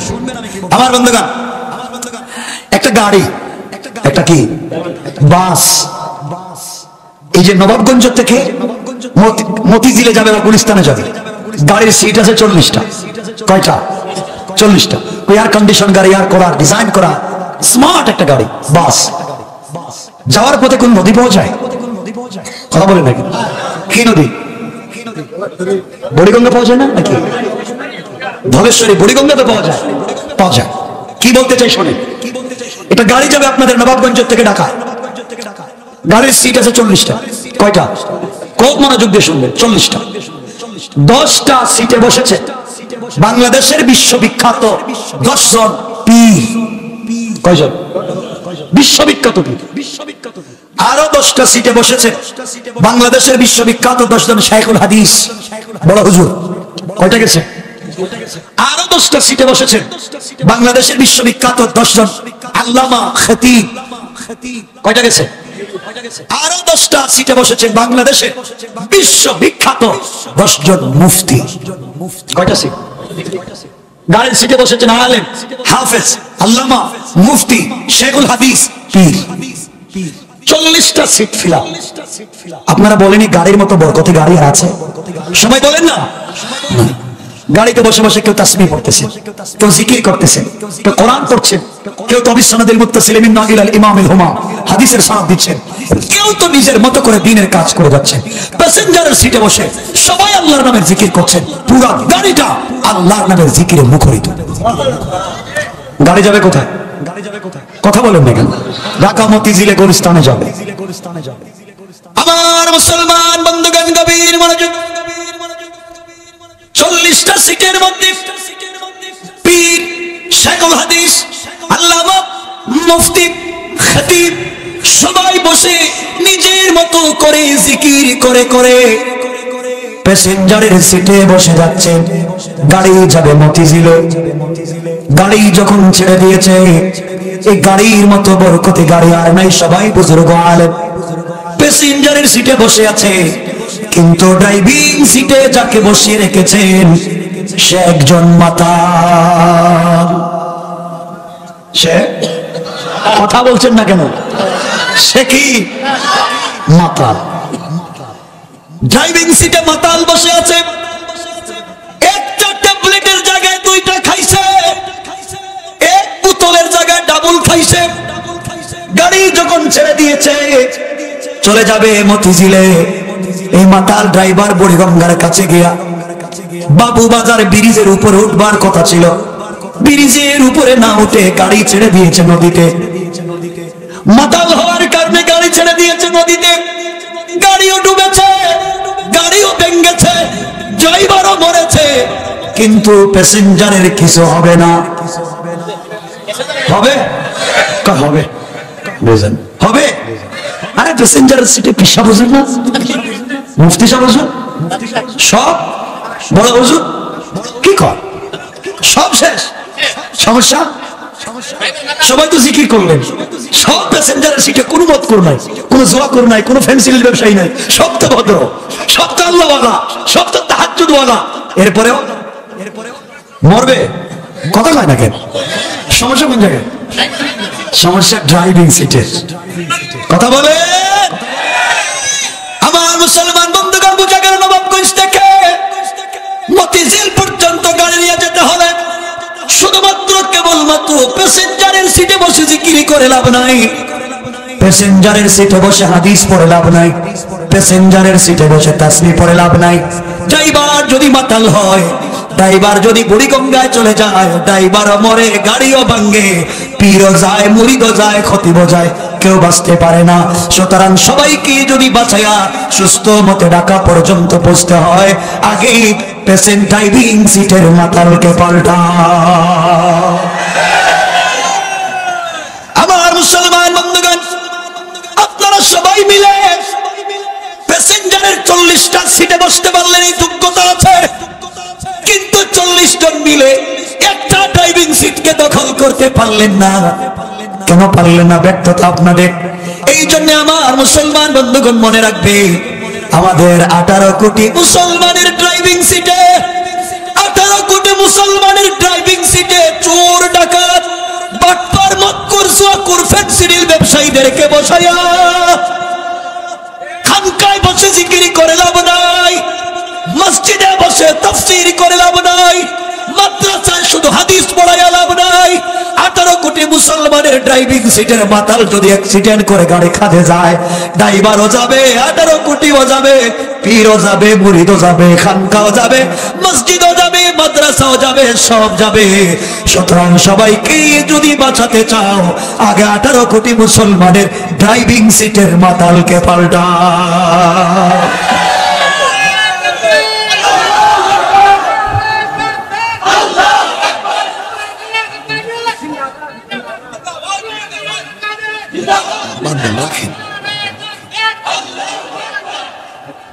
আমার কথা কি বুঝছেন আপনারা? এখনো বুঝেন নাই না? বুঝতে পারেন নাই? বাইর মাইকে কি আর আওয়াজ নাই নাকি? কষ্ট হচ্ছে আপনাদের? তো হাত উঠে দেখান কার কার কষ্ট হচ্ছে। কষ্ট হচ্ছে? একটু আওয়াজটা একবারে খারাপ মাইকের। শোনেন কি বোঝাতে চাই? এই উদাহরণ তো বুঝছেন। এরপরেও যারা উলামায়ে কেরামদের দিকে বাঁকা চোখে তাকায়, মসজিদ মাদ্রাসার উপরে বিদ্বেষপূর্ণ কথা বলে, মনে রাখবেন এই দেশ আলিম উলামার দেশ, এই দেশ ইসলামী আন্দোলনের কর্মীর দেশ। এই দেশের ভিতরে মসজিদ মাদ্রাসার বিরুদ্ধে কথা বলে কেউ পার পায় নাই, এখনো বললে পাবে না। ঠিক কিনা জোরে কান?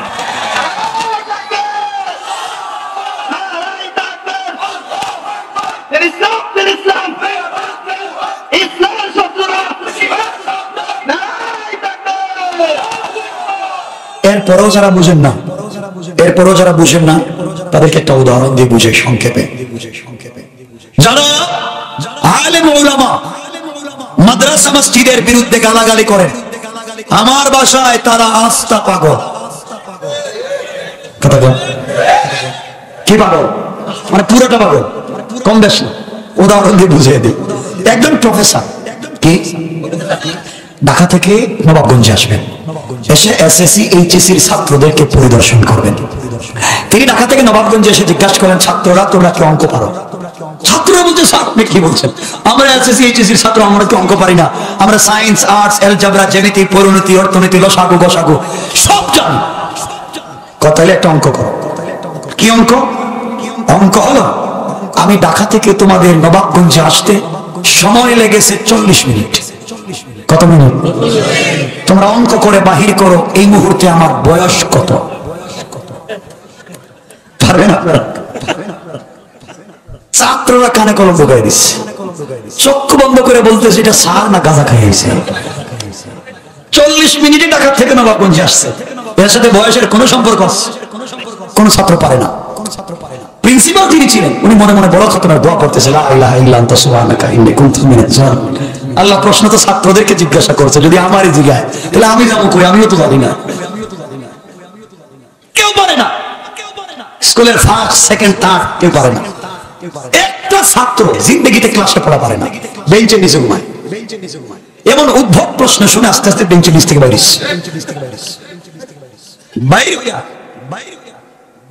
স্যাররে জিজ্ঞাসা, এই যে প্রশ্ন করছে আপনি কিছু বুঝছেন? বাবা আমি কি বুঝবো, কেউ বুঝে না। স্যার আমারও যদি অনুমতি দেন এই প্রশ্নের উত্তর আমি দিতে পারবো। প্রফেসর প্রিন্সিপাল থাপ্পড় দিয়ে বলছেন, বেকুফ তুই তো জিন্দেগিতে ক্লাসে পড়া পারিস না, আর অঙ্কে তো প্রত্যেক বছরই ফেল। তুই 40 মিনিটে ঢাকার থেকে কেন আসছে?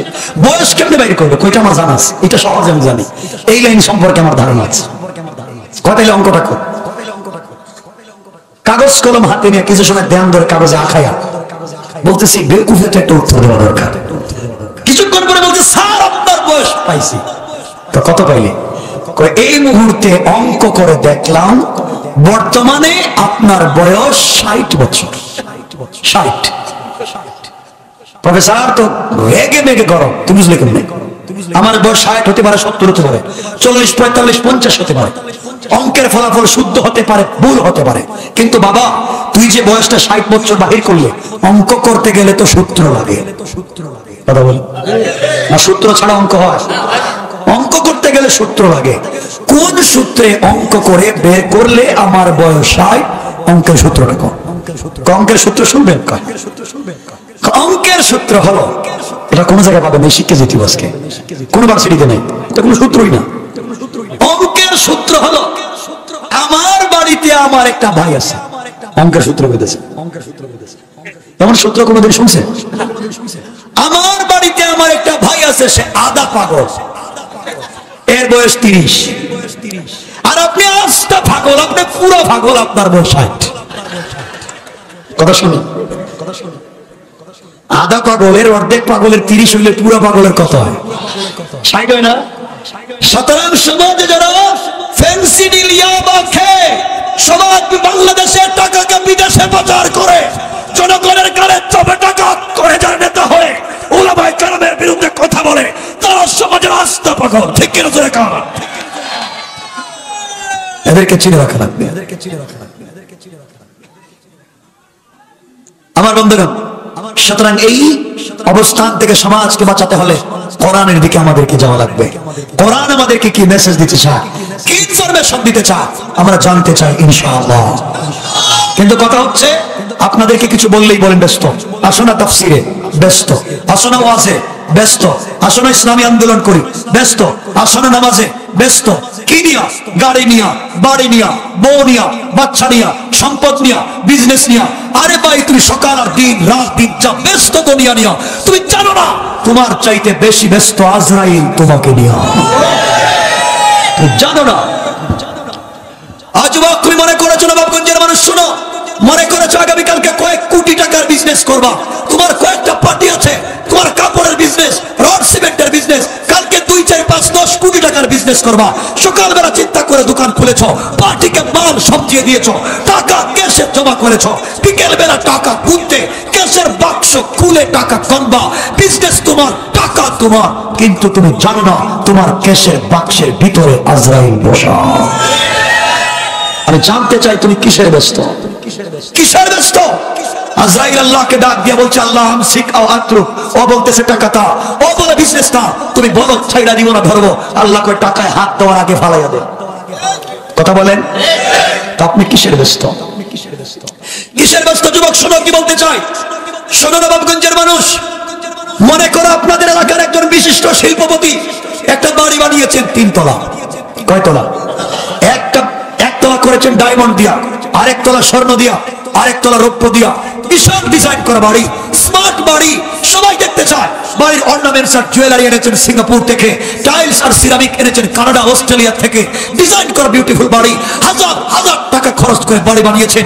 গোটা দুনিয়ার মানুষের কাছে ভাইরাল আপনার বাড়ি, সবাই দেখতে চায়। বাড়ির কাজ শেষ হয়ে গেল, একদিন বাড়ি উদ্বোধনের তারিখ নির্ধারণ করা হলো, আমেরিকার প্রেসিডেন্টকে দাওয়াত করা হলো, অস্ট্রেলিয়ার প্রধানমন্ত্রীকে দাওয়াত করা হলো, বাংলাদেশের রাষ্ট্রপতি আর প্রধানমন্ত্রীকে দাওয়াত করা হলো, সবাই স্টেজে বসা, লক্ষ লক্ষ অডিয়েন্স সামনে বসা, আজ বাড়ি উদ্বোধন করা হবে, ফিতা কাটা হবে, আমরা দেখবো বাড়িটা কেমন, ডিজাইন কেমন। এত টাকা নবাবগঞ্জের যুবক কোথায় পাইল? তার বাপকে, তার দাদাকে। টাকার উৎস কি মানুষ জানতে চায়। লক্ষ লক্ষ মানুষ দাঁড়িয়ে আছে, হাজার হাজার ক্যামেরা, হাজার হাজার ক্যামেরা ফ্লাশ দিচ্ছে। একজন সঞ্চালক দাঁড়িয়ে বলছে নবাবগঞ্জের যুবক দাঁড়াও, তোমার টাকা কোথায় পেয়েছ, কত টাকা দিয়ে বাড়ি বানিয়েছ, বাংলাদেশের মানুষ দেখতে চায়। 1 মিনিট বক্তৃতা করো। যুবক দাঁড়িয়েছে, যুবক দাঁড়িয়েছে স্টেজে, হাতের মধ্যে গড়ির দাম 20 কোটি টাকা, আংটির পাথরের দাম 5 কোটি টাকা, চোখের গ্লাসের দাম 3 কোটি টাকা, পায়ের জুতার দাম 2 কোটি টাকা, পুরো বডিতে টাকার টাকা। যুবক দাঁড়িয়েছে, পাবলিক দেখতেছে এই যুবকের এত টাকা, এত ডিজাইন করা বাড়ি। মাইক্রোফোন হাতে নিয়েছে, বক্তৃতা করে বলবে বাড়ি আমার, গাড়ি আমার, ডিজাইন আমার।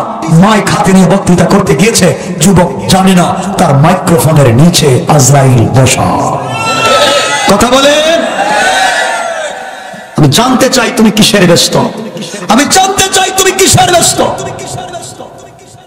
কষ্ট হচ্ছে আমার কোথায়? যুবক শোনো, এই কথাগুলাই বুঝাতে চাই। আজকে তুমি ব্যস্ত, যুবক তুমি তো প্রেম করো, তুমি প্রেম করো, যার সাথে প্রেম করো, যেই মেয়েটার চামড়া দেখে তুমি পাগল হয়েছো, বিউটিফুল চামড়া, ডিজাইন করা চামড়া, স্মার্ট তার চামড়া, তার কথা এক্সট্রা অর্ডিনারি করা, সে কথা বললেই তোমার মাথা খারাপ হয়ে যায়, যার জন্য তুমি পাগল হয়েছো, তোমার গার্লফ্রেন্ড। যুবক তুমি ভুল জায়গায় প্রেম করেছো, যেই মেয়ের প্রেমে পাগল হয়ে যৌবনকে নষ্ট করেছো। আজ যদি এই মেয়েটা মরে যায়, 72 ঘন্টার ভিতরে তার চামড়া থেকে বের হবে পোকা। কথা বলেন, তুমি কেমনি ধোঁকা খাইলা, কেমনি ধোঁকা খেয়েছো? যুবক শোনো, তুমি যার সাথে প্রেম করো তার সাথে নিভৃতে অন্ধকারে একাকিত্বে কথা বলতে চাও। এই জন্য তোমরা গাছের গোড়া, বাঁশের চিপা, টিএসসি চত্বরে, চারুকলা ইনস্টিটিউটে, রমনা বটমূলে, বিভিন্ন পার্কে যাও। রাত্র হয়ে গেলে ঘরের ছাদে চলে যাও, সিঁড়ির কর্নারে চলে যাও, অথবা কম্বলের নিচে শোয়া, কানে হেডফোন লাগাইয়া, কানে ব্লুটুথ লাগাইয়া কথা বলো। রাত কথা বলো, রাত শেষ কথা শেষ হয় না, তোমার মোবাইলের চার্জ শেষ কথা শেষ হয় না। আরে যুবক, তুমি যার সাথে কথা বলেছো, যার জন্য জীবন যৌবন সঁপে দিয়েছো, এই মেয়েটা যদি ঘুম থেকে উঠে তোমার চাইতে টাকাওয়ালা একটা যুবককে পায়, তোমার চাইতে স্মার্ট একটা যুবককে পায়, তোমাকে 1 ঘন্টার ভিতরে ভুলে যাবে। তুমি ভুল জায়গায় প্রেম করেছো, প্রেমের সংজ্ঞা জানো না। আরে যুবক, বন্ধুর পরিচয় তো বিপদে, বিপদে পড়লে বন্ধুরে চিনা যায়, সমস্যায় পড়লে বন্ধুকে চিনা যায়। কসম আল্লাহ পাকের জাতের, তুমি কবরে গিয়া বিপদে পড়ে যাও, ফেরেশতাদের সামনে বিপদে পড়ে যাও। কবরে যদি বিপদে পড়ো, মাকে পাবা না, বাবাকে পাবা না, ভাইকে পাবা না, স্ত্রী পুত্র সন্তানকে পাবা না, তোমার পীরকে পাবা না, তোমার গার্লফ্রেন্ড বয়ফ্রেন্ড কাউকে পাবা না। তুমি কবরের বিপদে থাকবে, ফেরেশতারা মারবে, আর তোমার কবরের উপরে তোমার সম্পদ নিয়ে সন্তানেরা মারামারি করবে, ভাগাভাগি করবে, কোর্টে যাবে, কিন্তু তোমার কবরের খবর নিবে না। আমি জানতে চাই তুমি কিসের ব্যস্ত, আমি জানতে চাই তুমি কিসের ব্যস্ত, কিসের ব্যস্ত, কার সাথে বন্ধুত্ব করেছো? বন্ধুত্ব করো আমার মাওলার সঙ্গে, আল্লাহর সঙ্গে সম্পর্ক করো। আল্লাহ বলছেন খোদা, সবাই যখন তোকে ভুলে যাবে, আমি কথা দিলাম কবরে তোকে ভুলে যাব না। এজন্য আল্লাহর সঙ্গে সম্পর্ক করো। আমার রাসূলের সঙ্গে আল্লাহর সম্পর্ক ছিল, প্রেম ছিল।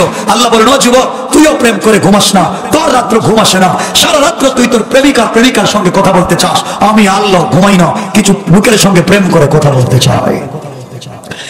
এজন্য আমার নবীকে আমার আল্লাহ মাঝে মাঝে ডাক দিয়ে বলেন, ইয়া আইয়ুহাল মুসাম্মিল ইয়া আইয়ুহাল মুদাসসির কুম ফানজির ওয়া রাব্বাকা ফাকাব্বির ওয়া সিয়াবাকা ফাতাহির। ও চাদরওয়ালা, চাদরের নিচ থেকে বের হও, কম্বলওয়ালা, কম্বলের নিচ থেকে বের হও। ফাতেমা ঘুমিয়ে আছে, তোমাকে দেখবে না। খাদিজাকে কম্বলের নিচে শোয়া দাও, তুমি কম্বল থেকে উঠে যাও। আমি আল্লাহ তোমার সাথে প্রেম করেছি, তুমি কম্বলের নিচে। আল্লাহু আরশে ইস্তাওয়া, আমি আরশে আজিমে একা একা ভালো লাগে না। বন্ধু, ঘুম থেকে উঠে তুমি আমার কদমে সিজদায় পড়ে যাও। আমি কথা বললাম, লা তাখুযু সিনাতু ওয়ালা নাওম, আমার ঘুম আসে না, তোমার সঙ্গে কথা বলতে চাই। তুমি একবার সিজদায় পড়ে বলো সুবহান, আমি কথা দিলাম তোমার দরজায় দাঁড়িয়ে থাকবো। আমি জানতে চাই সেই রথ থেকে কে বলেছে আপনাকে ফিরে আসতে। কথা বুঝতেছেন আমার যুবক? তোমাদেরকে বলছি, মুরব্বী বাবাদেরকে বলছি, আপনাদের মুখের দাড়ি সাদা, অনেকের মুখের দাড়ি সাদা। এখনো আজান হলে আপনি মসজিদে যান না। আজানের সময়, নামাজের সময় এখন আপনি চায়ের দোকানে বসে টেলিভিশন দেখেন, আছে না? অনেক লোক আছেন এলাকায়, আমি চিনি না, জানি না, এলাকার মোড়ল, এলাকার মাতবর, এলাকার লিডার, এরা এলাকায় এসে গ্রামে বিচার করেন। এক কাপ লাল চা খাইয়া এদিকের বিচার এদিকে দিয়ে দেয়। এটা নবাবগঞ্জে নাই? আছে। আর যদি বলেন আঙ্কেল, এই যে কত 500 থেকে 5000, তাইলে আপনি মধুরি, জোয়ারি, ফেন্সিডিল ব্যবসায়ী, আর যত বড় সুর হন না কেন, আপনার নাম মামলার ঝাড় থেকে কাইটা মসজিদের ইমামের নাম দিয়ে দিব। কথা না, এগুলা করে কি চিন্তা করলেন? কেমনে কবরে যাবেন? আপনি মনে করতেছেন কিয়ামতের দিন আপনাকে কেউ শাফাআত করবে? শাফাআত না, না। আল্লাহ বলছেন, ওয়ালা শাফাআতুকুম শাইআ, কোন পাবার ক্ষমতা নাই, কোন সৃষ্টির ক্ষমতা নাই আমি আল্লাহ হুকুম না করলে কথা বলার। কিসের কথা বলবেন? কেউ না। সুতরাং এই সমস্যা থেকে বাঁচতে হলে একটাই পথ, আল্লাহর দিকে ফিরে আসা। পারবো তো ইনশাআল্লাহ? এই সম্পর্কে আল্লাহ আমার তেলাওয়াতকৃত আলোচ্য আয়াতে কি বলেন দেখেন। আমার আল্লাহ আমার তেলাওয়াতকৃত আলোচ্য আয়াতে বলেন, ওয়াইবাদুর রাহমানিল্লাযীনা ইয়ামশুনা আলাল আরদি হাওনা। আল্লাহ রাব্বুল ইজ্জত ওয়াল জালাল বললেন, মুসলমানেরা, এই দুনিয়ার জমিনে যারা আমি আল্লাহর গোলাম দাবি করবে, আশিক রাসূল দাবি করবে, দুনিয়ার জমিনে নিজেকে আমি আল্লাহর গোলাম দাবি করবে, আমি আল্লাহর গোলামের 1 নম্বর গুণ হলো, আমার গোলাম যারা মনে করবে আমার গোলাম দুনিয়ার জমিনে কোনোদিন অহংকার করতে পারে না। কোন সুবহানাল্লাহ। সুতরাং আল্লাহর গোলামের 1 নম্বর গুণ অহংকার করা যাবে? কথা বলেন না, যাবে? আপনারা অহংকার করেন? কথা বলেন না, অহংকার করেন? আল্লাহর গোলামের যাদের টাকা আছে, পয়সা আছে, মিল ফ্যাক্টরি আছে, গাড়ি বাড়ি আছে, আপনারা যদি আপনাদের সম্পদের অহংকার করেন, আল্লাহ চাইলে 10 তলা থেকে ধাক্কা দিয়া 5 তলায় ফেলাইয়া দিতে পারেন না? এই জন্য অহংকার করা যাবে? আল্লাহর গোলামের 2 নম্বর গুণ আবার আল্লাহ বললেন, ওয়াইদা খাতাবাহুমুল জাহিলুনা ক্বালু সালামা। আল্লাহ রাব্বুল ইজ্জত ওয়াল জালাল বললেন, এই দুনিয়ার জমিনে যারা আমি আল্লাহর গোলাম দাবি করবে, আশিক রাসূল দাবি করবে, আমি আল্লাহর গোলামের 2 নম্বর গুণ হলো, আমার গোলামকে কেউ গালি দিলে গালির জবাব দেওয়া যাবে না, আমার গোলামকে কেউ মারলে মারের জবাব দেওয়া যাবে না, আমার গোলামকে কেউ পিটালে পিটানোর জবাব দেওয়া যাবে না। বরং আমি আল্লাহর গোলাম যারা দুনিয়ার জমিনে দাবি করবে, আমি আল্লাহর গোলামের 2 নম্বর গুণ হলো, আমার গোলামকে কেউ গালি দিলে গালির জবাব না দেয়া ওই ব্যক্তির জন্য শান্তি আর সালামতের দোয়া করে যায়। কোন সুবহানাল্লাহ। সুতরাং আল্লাহর গোলামের 2 নম্বর গুণ, গালি দেওয়া যাবে? কথা বলেন না কেন? গালি দেওয়া যাবে? আপনারা দেননি না, আপনারা তো ফেরেশতা, গালি দেয় না, এত গালাগালি করে কে? আল্লাহর গোলামের 2 নম্বর গুণ, গালি দেওয়া যাবে? আল্লাহর গোলামের 3 নম্বর গুণ আবার আল্লাহ বললেন, ওয়াল্লাযীনা ইয়াবিতুনা লিরাব্বিহিম সুজদাও ওয়া কিয়ামা। আল্লাহর গোলামের 3 নম্বর গুণ হলো, যারা গুণ হলো আমার গোলাম যদি বিপদে পড়ে যায়, সমস্যায় পড়ে যায়, আমার গোলাম রুকু করবে আমি আল্লাহর পায়ে, সিজদা করবে আমি আল্লাহর পায়ে। সুতরাং আল্লাহর গোলাম যারা আল্লাহর পায়ে সিজদা করে, আর আজকালকে যারা আল্লাহর পা ছাড়া পীরের পায়ে সিজদা করে, মাজারে মাজারে গিয়ে সিজদা করে, নেতার নেত্রীর কদমে সিজদা করে, আল্লাহর কসম আল্লাহর কসম আল্লাহর কসম তারা আল্লাহর গোলাম হতে পারে না। ঠিক কিনা জোরে কও। বাংলাদেশে তো পীরের অভাব নেই, মিথ্যা বলছি, খালি তালা বাবা সালা বাবা। অভাব আছে? খামাখা কেউ কিছু করতে পারবে না ভাই। আপনার খবরে আপনার মাও যাবে না, বাবাও যাবে না, পীর সব কেমনে যাবে? কথা বলেন না কেন? এজন্য মনে রাখবেন আল্লাহর গোলামের 3 নাম্বার গুণ রুকু সাজদা কার পায়ে? সবাই বলেন কার পায়ে? কয়টা গুণ বলছি? আল্লাহর গোলামের 4 নাম্বার গুণ আমার আল্লাহ বললেন, ওয়াল্লাযীনা ইয়াকুলুনা রব্বানা ইসরিফ আন্না আযাবা জাহান্নাম ইন্না আযাবাহা কানা গরামা। আল্লাহ রাব্বুল ইজ্জত ওয়াল জালাল বললেন, এই দুনিয়ার জমিনে যারা আমি আল্লাহর গোলাম দাবি করবে, আশিক রাসূল দাবি করবে, আমি আল্লাহর গোলামের 4 নাম্বার গুণ হলো সাকারাত শুরু হয়ে যাওয়ার আগে, গারগারা শুরু হয়ে যাওয়ার আগে, কবরে চলে যাওয়ার আগে, মালাকুল মউত আজরাইল পৌঁছে যাওয়ার আগে আমার গোলাম যখন আমি আল্লাহর কাছে জিন্দেগির সবগুলা গুনার জন্য তওবা করবে, আমি আল্লাহ কথা দিলাম গোলাম রে তওবা করতে দেরি হবে, আমি আল্লাহ তোমার জিন্দেগির গুনাহগুলোকে মাফ করে দিতে আমি আল্লাহ 1 মিনিটও দেরি হবে না। কোন সুবহানাল্লাহ। কয়টা কোন বলছি? সবাই বলেন না। 1 নাম্বার অহংকার করা, সবাই বলেন না কেন? অহংকার করা। 2 নাম্বার গালি দেওয়া। 3 নাম্বার রুকু সিজদা কার পায়ে? 4 নাম্বার তওবা করবেন কার কাছে? এই 4টা কথা কোরআনে কারীম 19 নাম্বার পারা 25 নাম্বার সূরা সূরা আল ফুরকান আয়াত নাম্বার 63, 64, 65 মনে থাকবে তো ইনশাআল্লাহ? এটা বললাম আয়াতের অনুবাদ, তাফসীর এখনো করিনি, কিন্তু আপনাদের মনে হচ্ছে কষ্ট হয়? সারা বাংলা হচ্ছে। হ্যাঁ, আমি সিলেটে যাব। আসেন ভাই, কাছাকাছি আসেন। আমার বন্ধুগণ, কষ্ট হচ্ছে আপনাদের? 4টা হলো কোরআনের গুণ। এখন হাদিস থেকে আরো 4টা বইলা দেই। তাবরানী শরীফ, কিতাবের নাম মনে রাখবেন, তাবরানী শরীফ। রাওয়ী আব্দুল্লাহ বিন সালাম। রাসূল পাক সাল্লাল্লাহু আলাইহি ওয়াসাল্লাম যেদিন মক্কা থেকে হিজরত করে মদিনায় যান, ওইদিন আব্দুল্লাহ বিন সালাম খেজুর গাছের উপরে বসা। আব্দুল্লাহ বিন সালাম রাদিয়াল্লাহু তাআলা আনহু বলেন, আমি রাসূল পাককে শুনছি ওয়াজ করতে।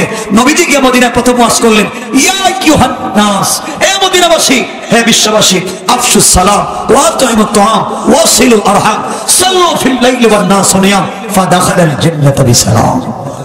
সুবহানাল্লাহ বলেন না?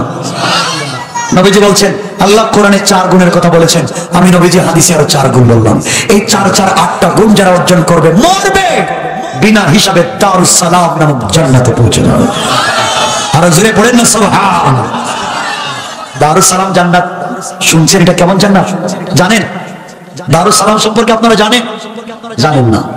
দারুস সালাম সম্পর্কে ধারণা নাই। আর এটা এমন এক জান্নাত দারুস সালাম, যে জান্নাতে জান্নাতীরা বৈশা থাকবে চেয়ারে, চেয়ারে বসে থাকবে। যে চেয়ার হবে হীরা জবরদস্ত ইয়াকুত মণিমুক্তা পাথর দিয়ে তৈরি করা, এক একটা চেয়ার জমিন থেকে আসমান পর্যন্ত উঁচা। এই চেয়ারে বসে থাকবে জান্নাতীরা, আর আল্লাহ জান্নাতের গেটে দাঁড়াইয়া দাঁড়াইয়া নিজে সালাম দিবেন। বুঝতে পারছেন? যে জান্নাতে জান্নাতীরা থাকবে বসা, আর আল্লাহ থাকবেন দাঁড়ানো। সুবহানাল্লাহ বললেন না? সবাই বলেন না জোরে? এই জান্নাতে যেতে হলে গুণ কয়টা? সর্বমোট কয়টা? কোরআনের 4টা, হাদিসে 1 নম্বর গুণ রাসূল বলছেন আফশুস সালাম, তোমরা একে অপরের সঙ্গে দেখা হলে সালাম দাও। কি দাও? আপনারা দেননি? সালাম দেননি? আপনারা আসসালামু আলাইকুম, আসসালামু আলাইকুম, এটা সালাম, সালাম, এটা সালাম না। দেখবেন অহংকার তো নাই, কিন্তু আমি জানি না আপনাদের এলাকায় এটা আছে না নাই। দেখবেন কেউ যদি এলাকা একটু বড় হুজুর হয়ে যায়, একটু লিডার, একটু বড়, একটু বড় হুজুর, মানে একটু মোটা বা বড় হুজুর, দেখবেন তিনি আর পাবলিককে সালাম দেন না। কথা বলেন? বড় হুজুর হলে সালাম নেই। আমি বড় হুজুর, আমি সালাম দিব কেন? আমাকে সালাম দেয়। আছেন মুসাফার জন্য হাত দিলে হাত দেয় না, কোন হাত দেওয়া যাবে না, ঠান্ডা লাগতেছে। কিন্তু মুসাফার সময় হাতে যদি হাদিয়া দেন, হাদিয়া কো থ্যাংক ইউ, ঠিক বললাম না? কেন এজন্য আমরা সালাম দিব তো ইনশাআল্লাহ। সালাম। 2 নম্বর ওয়াকরিমুত তুআম, যার ঘরে খাবার নাই তার ঘরে খাবার পৌঁছে দিব ইনশাআল্লাহ। 3 নম্বর ওয়াসিলুল আরহাম, আত্মীয়তার বন্ধন ঠিক রাখবো, পারবো তো ইনশাআল্লাহ। আত্মীয়তার বন্ধন ঠিক আছে তো আপনাদের? আজকালকার যুবকেরা বিয়ের আগে মা বাবাকে খুব ভালোবাসে, মা কেমন আছে, বাবা কেমন আছে, আপনার ডায়াবেটিস কমছে না বাড়ছে, আপনার প্রেশার কম না বেশি, মা বাবার খবর নেই। যুবক আর যুবতী যেখানেই থাকে মা বাবার খবর নেই। কিন্তু এই ভালো ছেলেটা যেই দিন বিয়ে করে, বিয়ের পরের দিন থেকে তার লাইফে তার বউ, তার শালি, তার শালা, তার শ্বশুর শাশুড়ি ছাড়া তার চোখে আর কিছুই দেখে না। ঠিক কিনা বলেন? মা বাপকে দেখতে পারে না, মাকে তার ভালো লাগে না, বাবাকে তার ভালো লাগে না। এখন সবকিছু শ্বশুর শাশুড়ি, বাপকে বাবা বলে না, মাকে বলে বুইড়া, আর শ্বশুর বাড়ি গিয়ে মা কেমন আছে কথা বলে জবাব দিবেন, জবাব দিবেন। এজন্য 3 নম্বর গুণ, কিছু মুরব্বী আছেন এখানে বাবা, অনেক হাজি সাহেব আছে, অনেক লোক আছে নিজেকে অনেক বড় মনে করতেছে, সম্পদ বন্টন করে ছেলেকে দিয়েছেন, মেয়েকে দেন না। না এলাকা সম্পদ বন্টন করে আপনি আপনার ছেলেকে দিলেন, মেয়েকে দেয় না। মেয়েকে না দিয়া ছেলেরে দিয়া এর জমি দখল করছে, এর গুরুস্থান দখল করছে, এর মসজিদের কেসের টাকা মারছে, এতিমের বাড়ি দখল করছে, বিধবার রাস্তা বন্ধ করছে, সব খাইয়া নিজের মেয়ের সম্পদ না দিয়া হজে গিয়া কাবার গেলাফি দইরা খাল্লা। আমার মাফ কইরা দাও আল্লাহ। কো বাপ্পা কথা কম বাড়ি কই, পাবলিক রে ঠকাইয়া নিজের মেয়েরে ঠকাইয়া উন আমারে ঠকাইতে এসিস আছে না? এগুলো করা যাবে? কইরেন না। রাসূল পাক বলেন 4 নম্বর সাল্লু ফিল লাইলি ওয়ান নাস নিয়াম, গভীর রাত হয়ে গেলে 2 রাকাত নামাজ পড়েন, 4 রাকাত নামাজ পড়েন। কয় রাকাত? এই নামাজ যদি পড়তে পারেন রাসূল বলেন ফাদাখালাল জান্নাত বিসালাম, মরতে দেরি হবে দারুস সালাম নামক জান্নাতে যেতে দেরি হবে না। কারণ সুবহানাল্লাহ। কয়টা গুণ বলছি? সর্বমোট কয়টা? 1 নম্বর অহংকার করা, 2 নম্বর গালি দেওয়া, 3 নম্বর রুকু সিজদা কার পায়ে, 4 নম্বর তাওবা করব কার কাছে, 5 নম্বর সালাম বিনিময়, 6 নম্বর প্রতিবেশীর হক, 7 নম্বর আত্মীয়তার বন্ধন ঠিক, 8 নম্বর গভীর রাতে 2 রাকাত 4 রাকাত নামাজ, 8 গুণ অর্জন করব ফাদাখালাল জান্নাত বিসালাম, মরলে দারুস সালাম নামক জান্নাতে যাব। আওয়াজ করে পড়েন সুবহানাল্লাহ। কষ্ট হচ্ছে? শুধুমাত্র নাম বললাম, আমি জানি আপনাদের কষ্ট হচ্ছে, বসায় দাঁড়ানো বাহিরে। এই যে আমি আমার যুবক ভাইদেরকে বলবো অনেক কষ্ট করেছে, যে আগামীতে যেন আরো বড় পিন্ডাল করে, বড় বড় ডাবল, যেন আরো মানুষ বসার জায়গা, ঠিক না? ডাবল হয়েছে, এখানে মানুষ দাঁড়াই আছে, হয়েছে আরো বড় করবেন ইনশাল্লাহ। বলেন সবাই, বলেন। আমার কথাগুলো শুনেন, কি বলতে চাই দিল দিয়ে শুনেন, একজন উঠবেন না। বসে আছেন ভালো লাগতেছে, উঠবে আমি আজরাইলকে কয়ে দিই বসেন। কি বলতে চাই ভাই, আপনাদেরকে 2টা কথা বলছি। আল্লাহর রাস্তায় যতদিন বেঁচে থাকবেন আল্লাহর রাস্তায় হালাল খাবেন। হালাল কথা দিন আমাকে, হালাল খাবেন, যাই না শোনা কোনোদিন হারাম খাবেন না। আর সময় মতো নামাজ পড়বেন। আপনারা নামাজ পড়েন তো সবাই? না না, মিথ্যা কথা বলেন না। তাহলে আপনাদের নাম মসজিদে কি ফজরের নামাজে আর জুমার নামাজে সমান সমান না? নামাজ পড়বেন ইনশাল্লাহ। বলেন। আর দেখেন না, নুরুল ইসলাম বাবুল ভাই মরে গেছে, কোটি কোটি টাকার সম্পদ রেখে গেছে, কিন্তু জানাজার পরে কবর জিয়ারত করার মতো এখন লোক নাই। কথা বলেন না কেন? এই যে বিশাল বড় আপনাদের গুরুস্থান, আমি শুনলাম কবরবাসী গুরুস্থানের উদ্যোগে আজকের ওয়াজ। আমি দোয়া করি আল্লাহ পুরো কবরবাসী সবাইকে তুমি নাজাত দিয়ে দাও। পরিবারের ভিতরে শান্তি রাখবেন, মা বাবার সঙ্গে সম্পর্ক রাখবেন, স্ত্রীকে ভালোবাসবেন ইনশাল্লাহ। বলি স্ত্রীকে ভালোবাসেন তো? আওয়াজ মনে হয় না, এরা কি আওয়াজ দেয় না? আপনারা তো বউকে ভালোবাসতে পারেন না, আপনারা তো ভালোবাসেন পাশের বাড়ির বাবিরে, ঠিক না? বলেন এটা কই ঠিক? ওদের নিয়ত ভালো না তো দেখতেছি। পাশের বাড়ির ভাবিরে ভালো লাগে না, এজন্য আজকে বাসায় গেলে আপনারা ওয়াইফকে বউকে সালাম দিবেন। কিছু কয় না? আরে সালাম দিবেন না? সালাম দিবেন। ওয়াজ থেকে গিয়েই ঘরের দরজা দাঁড়িয়ে সালাম দিবেন, পারবেন ইনশাআল্লাহ। আরে আমার নবীজি হযরত মা খাদিজাতুল কুবরা বলেন, আমার জিন্দেগিতে আমি বিশ্ব নবীর আগে নবীজিকে সালাম দিতে পারিনি। সুবহানাল্লাহ। সালাম দিবেন তো? এরপরে ঘরের ভিতরে গিয়ে বলবেন, স্ত্রীকে বলবেন যে আজকে তোমাকে অনেক বিউটিফুল, অনেক সুন্দর লাগতেছে, বলবেন ইনশাআল্লাহ। সম্পর্ক ভালো হবে। স্ত্রীকে নিজের হাতে খাওয়াবেন, পারবেন ইনশাআল্লাহ? স্ত্রীর হাতের রান্না আপনি মজার স্বাদ না হলেও, টেস্ট না হলেও বলবেন মাশাআল্লাহ অনেক টেস্ট হয়েছে, বলবেন ইনশাআল্লাহ। এটা সম্পর্ক কমবে না বাড়বে? আপনারা তো বউর হাতের রান্নারে পছন্দ করেন না, আপনার পাশের বাড়ি ভাবি যদি রান্না করে তাহলে আপনার খুব ভালো লাগে, ঠিক না? ঠিক। মা যদি ভালো হয়ে যায়, পরিবারের মায়েরা যদি ভালো হয়ে যায়, এই পরিবার হয়ে যায় জান্নাতের টুকরা। আজকালকে তো মায়েদেরকে তো ভালো বানাইতে পারেন না। আপনাদের ঘরের ভিতর আছে স্টার জলসা জি বাংলা, এটা মনে হয় নাই আছে ঘরের ভিতরে স্টার জলসা জি বাংলা নিয়ে আপনি আপনার মেয়েরে বানাইছেন কিরণ বাবা, আর বউরে বানাইছেন কটকটি, ঠিক কিনা? এখন শান্তি নাই ঘরে, শান্তি নাই। শান্তি থাকবে কেমনে? ঘর থেকে তো শান্তি বের করে দিয়েছে। এই জন্য তো স্ত্রীরা পরকিয়া করে। আর আপনারাও তো ভালো না, আপনারাও তো অফিসে গিয়ে মোবাইল বন্ধ করে আপনার অন্য কারোর সাথে পার্কে চলে যান। আর আপনারাও তো ভালো নাই, আরেক বেচারার মেয়েরা আরেক বেটার বউরে বিয়ে করে ফেলে, ওর বউ এখনো আছে, এরপর আরেকজন বিয়ে করে ফেলে। এগুলো হালাল না হারাম? কথা বলেন, হালাল না হারাম? কষ্ট হচ্ছে? মায়েদেরকে বাধা হওয়া লাগবে। স্ত্রী যদি কালো হয়, স্ত্রী যদি কোনো স্মার্ট না হয়, সে কিন্তু বৈধ স্ত্রী। কথা বলেন, সে বৈধ। মনে রাখবেন, আপনি যত বড় পীর হন, যত বড় বুজুর্গ হন, যত বড় আল্লামা হন, কিয়ামতের দিন যদি আপনার চরিত্রের ব্যাপারে আপনার স্ত্রী সার্টিফাই না করে, আপনার জান্নাতে যাওয়ার কোনো সুযোগ না, কোনো সুযোগ না।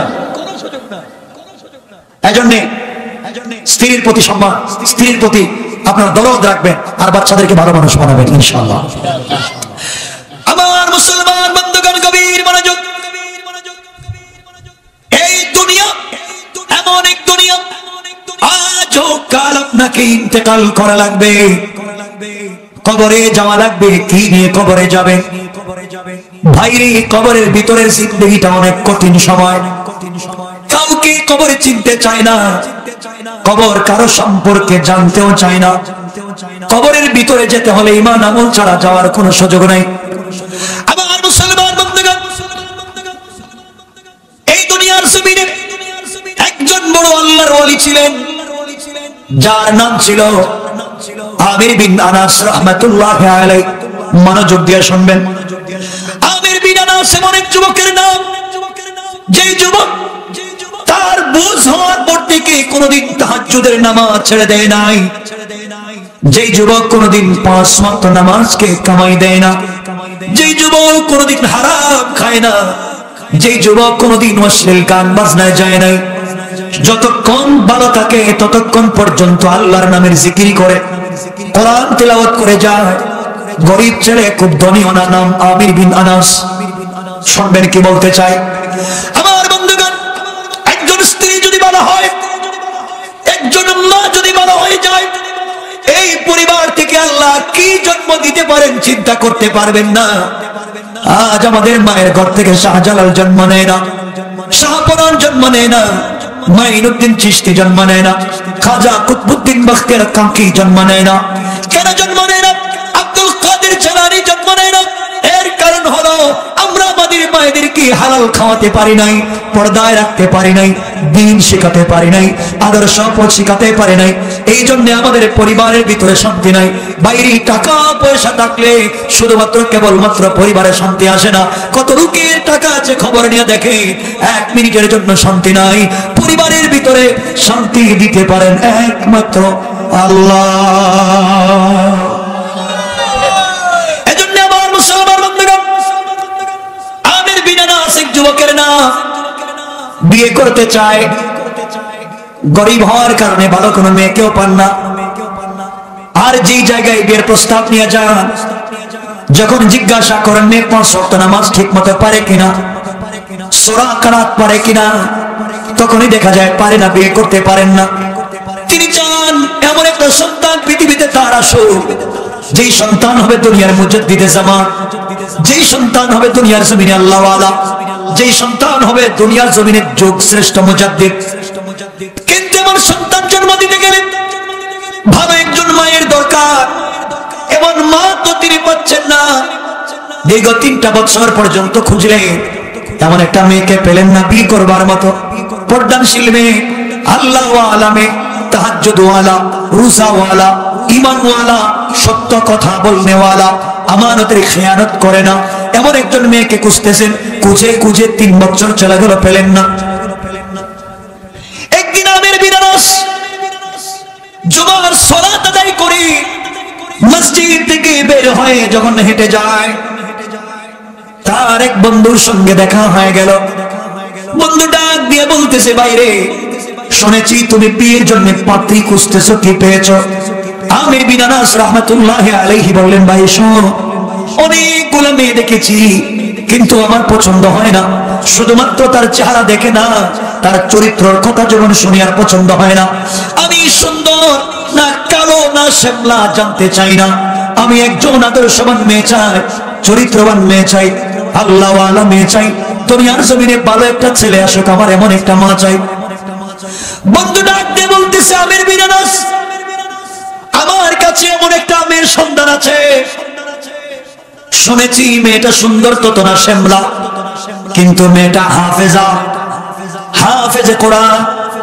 জন্মের পর থেকে প্রাপ্ত বয়স্ক হওয়ার পর থেকে আজ পর্যন্ত নিজের মা বাবা ভাই বোন ছাড়া পৃথিবীর কোন পুরুষ ওই মেয়েটাকে দেখে নাই। মেয়েও দুনিয়ার আলাদা কোন পুরুষ মানুষকে দেখে নাই। এমন একটা মেয়ে আমার কাছে আছে, 30 পারা কোরআনের হাফেজা। তুমি যদি বলো তোমার জন্য আমি বিয়ের প্রস্তাব দিতে পারি। আমির বিন আনাস বললেন, বাইরে শোন, এই যদি হয়ে যায়, আমি দেখতে চাই না মেয়ের মা কেমন বাবা কেমন জানতে চাই না। সত্যিকার অর্থে মেয়ে যদি কোরআনের হাফেজা হয়, আল্লাহ ওয়ালা হয়, দিনদার হয়, এমন পর্দানশীল হয়, আমার জিন্দেগির ইচ্ছা খাহেশ তামান্না হলো দুনিয়ার জমিনে আমার এমন একটা সন্তান জন্ম নিবে, যেই সন্তান হবে যুগ সংস্কারক, যেই সন্তান হবে বড় আলেম, যেই সন্তান হবে আল্লাহ ওয়ালা। এজন্য আমি একটা ভালো মা খুঁজতেছি। তুমি যখন বলেছ মেয়েটা এত ভদ্র এত ভালো, বিয়ের প্রস্তাব করো, আমি দেখতে যাব না। আমার বন্ধুগণ কথা সংক্ষেপ করে বলেন, এক পর্যায়ে আমির বিন আনাস রাহমাতুল্লাহি আলাইহি মেয়েটাকে দেখতে গেলেন না। বিয়ের তারিখ হয়ে গেল, বিয়েও হয়ে গেল। যেই দিন বিয়ে হয়েছে ওই দিন ফুলসজ্জার রাতে, বাসর রাতে আমির বিন আনাস রাহমাতুল্লাহি আলাইহি স্ত্রীর ঘরের ভিতরে প্রবেশ করলেন। স্ত্রীর চেহারার দিকে না তাকায়া আগে 2 রাকাত সালাত আদায় করলেন। আল্লাহর কাছে কান্নাকাটি করে দোয়া করলেন, আল্লাহ তাআলা আজ যদি আমি আমার স্ত্রীর সঙ্গে মেলামেশা করি, আল্লাহ তাআলা তুমি আমার জিন্দেগির ইচ্ছাকে পূরণ করো। দুনিয়ার জমিনে আমি কিছু চাই না, এমন একটা বাচ্চা তুমি আমাকে দান করবা, যে বাচ্চার হাত ধরে দুনিয়ার জমিনে কোটি কোটি মানুষ যেন তোমার পথ পেয়ে যায়। কোন সুবহানাল্লাহ।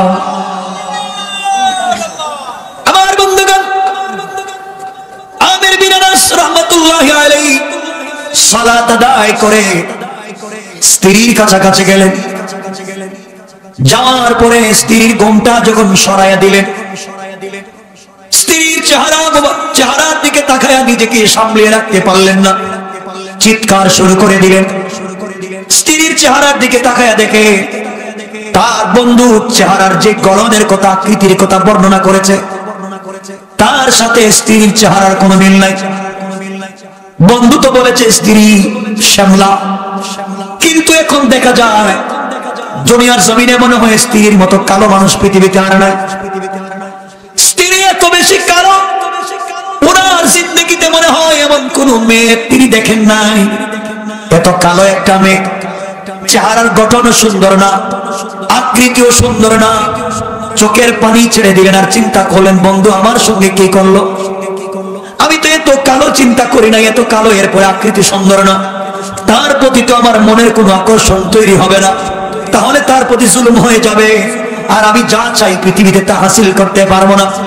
এই কথা চিন্তা করে আমির বিন আনাস রাহমাতুল্লাহি আলাইহি ঘর থেকে চিৎকার দিয়ে বের হয়ে গেলে, ঘরের বাহিরে গিয়ে দরজায় দাঁড়ায় আছে আর কান্না করে বলছেন, আল্লাহ তাআলা 3 বছর থেকে আমি খুঁজলাম পেলাম না, আর আজকে আমি বিয়ে করলাম, তেমন একটা মেয়ে আমি চেহারার দিকে তাকাতে পারি না।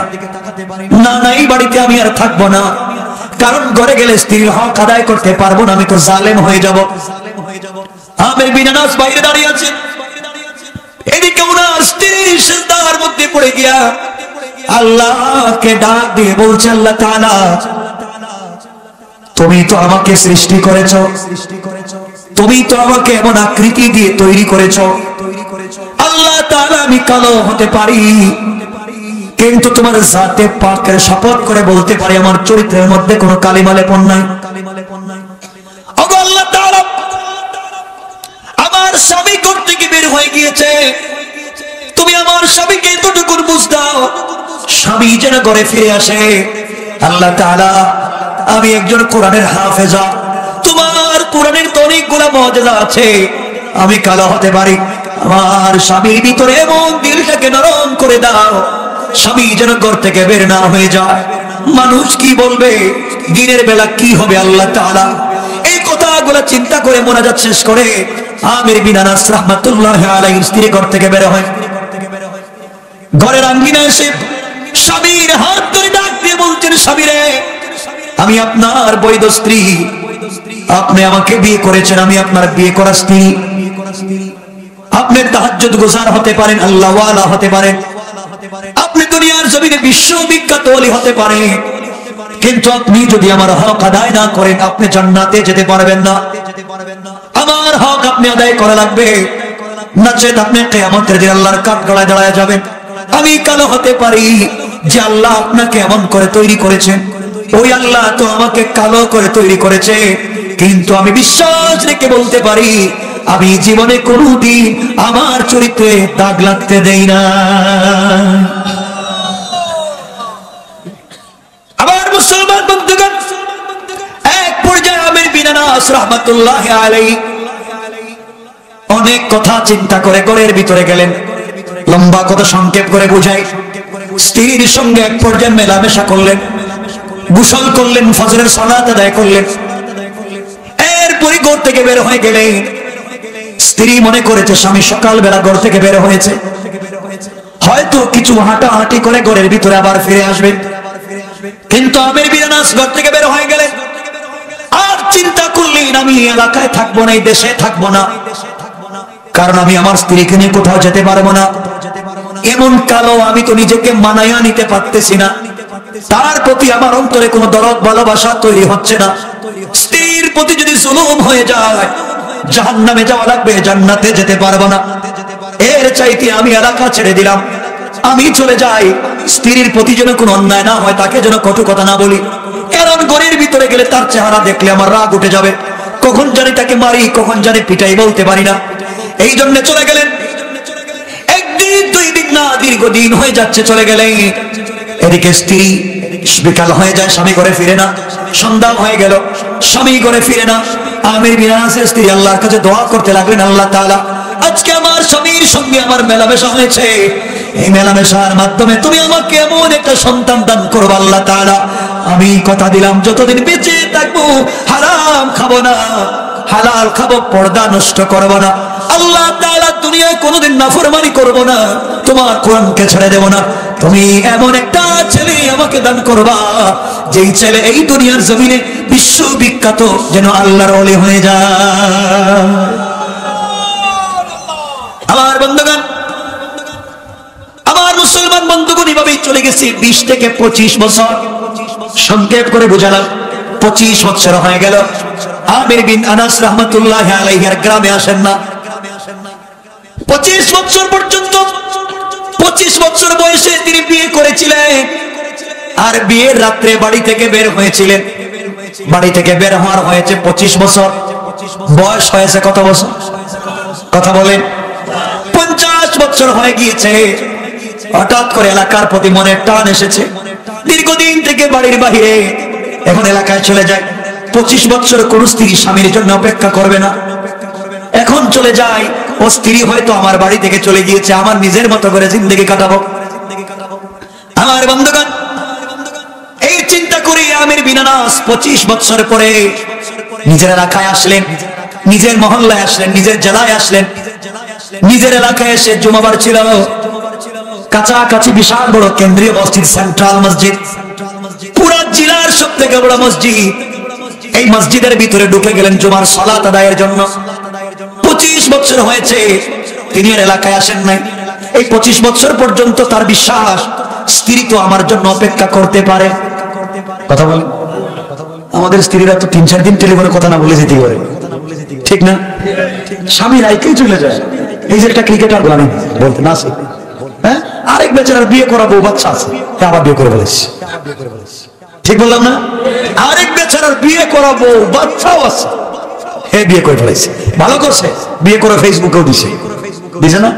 দেওয়ায় ভালো হয়েছে, ভালো হয়েছে না? আজকাল কি বিয়ে করে ফেসবুকে দিলে একটা জিনিস ভালো হয়, যে কেউ যদি দাবি করে ওয়ারিশ সূত্রে, তাহলে দলিল নিয়ে হাজির হয়ে যায়, ঠিক বল?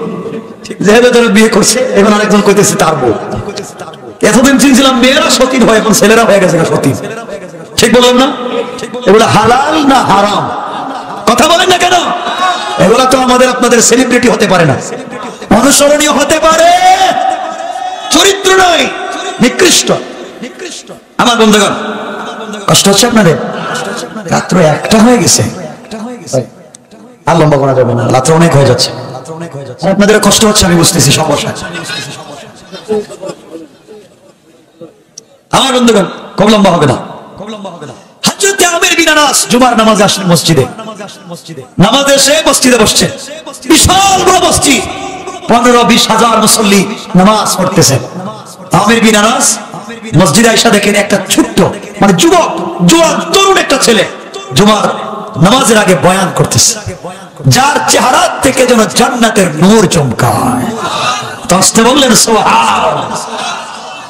হেসে হেসে কথা বলছে। আমির বিন আনাস তাকায় দেখে এত ডিজাইন, এত সুন্দর একটা ছেলে, এত বয়স্ক, এত সুন্দর করে জুমার আগে বয়ান করতেছে। আরে আমি কি যে অপরাধ করলাম, যদি বিয়ে কইরা না ভাগতাম, বউ যাই হোক কালো, যদি থাকতাম তো আমারও তো এমন একটা ছেলে হতে পারতো, ঠিক কিনা বলেন? আমারও তো এমন একটা ছেলে হতে পারতো, হয়তো হাজার হাজার মানুষ আমার ছেলের কথা শুনতো। আমি কেন গেলাম? ছেলে বয়ান করতেছে, মানুষ মন্ত্র মুগ্ধের মতো শুনতেছে, তার চেহারার দিকে তাকায় আছে। হযরত আমির বিন আনাস, আরে কার ছেলে, এত সুন্দর বয়ান করলো জুমার আগের বয়ান। জুমার বয়ান শেষ হয়ে গেল, জুমার নামাজের খুতবা শুরু হয়ে গেল।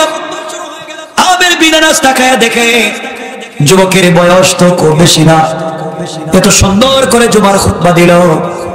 এরপরে যখন সালাত আদায়ের জন্য দাঁড়িয়ে গেল জুমার নামাজ, হাজার হাজার মানুষ তার পিছনে জমা পড়ল। জুমার নামাজের সালাম ফিরানোর পরে হাজার হাজার মানুষ লাইন ধরেছে, এই খতিবের সঙ্গে মুসাফা করবে, মুআনাকা করবে, দেখা করবে, দোয়া নিবে।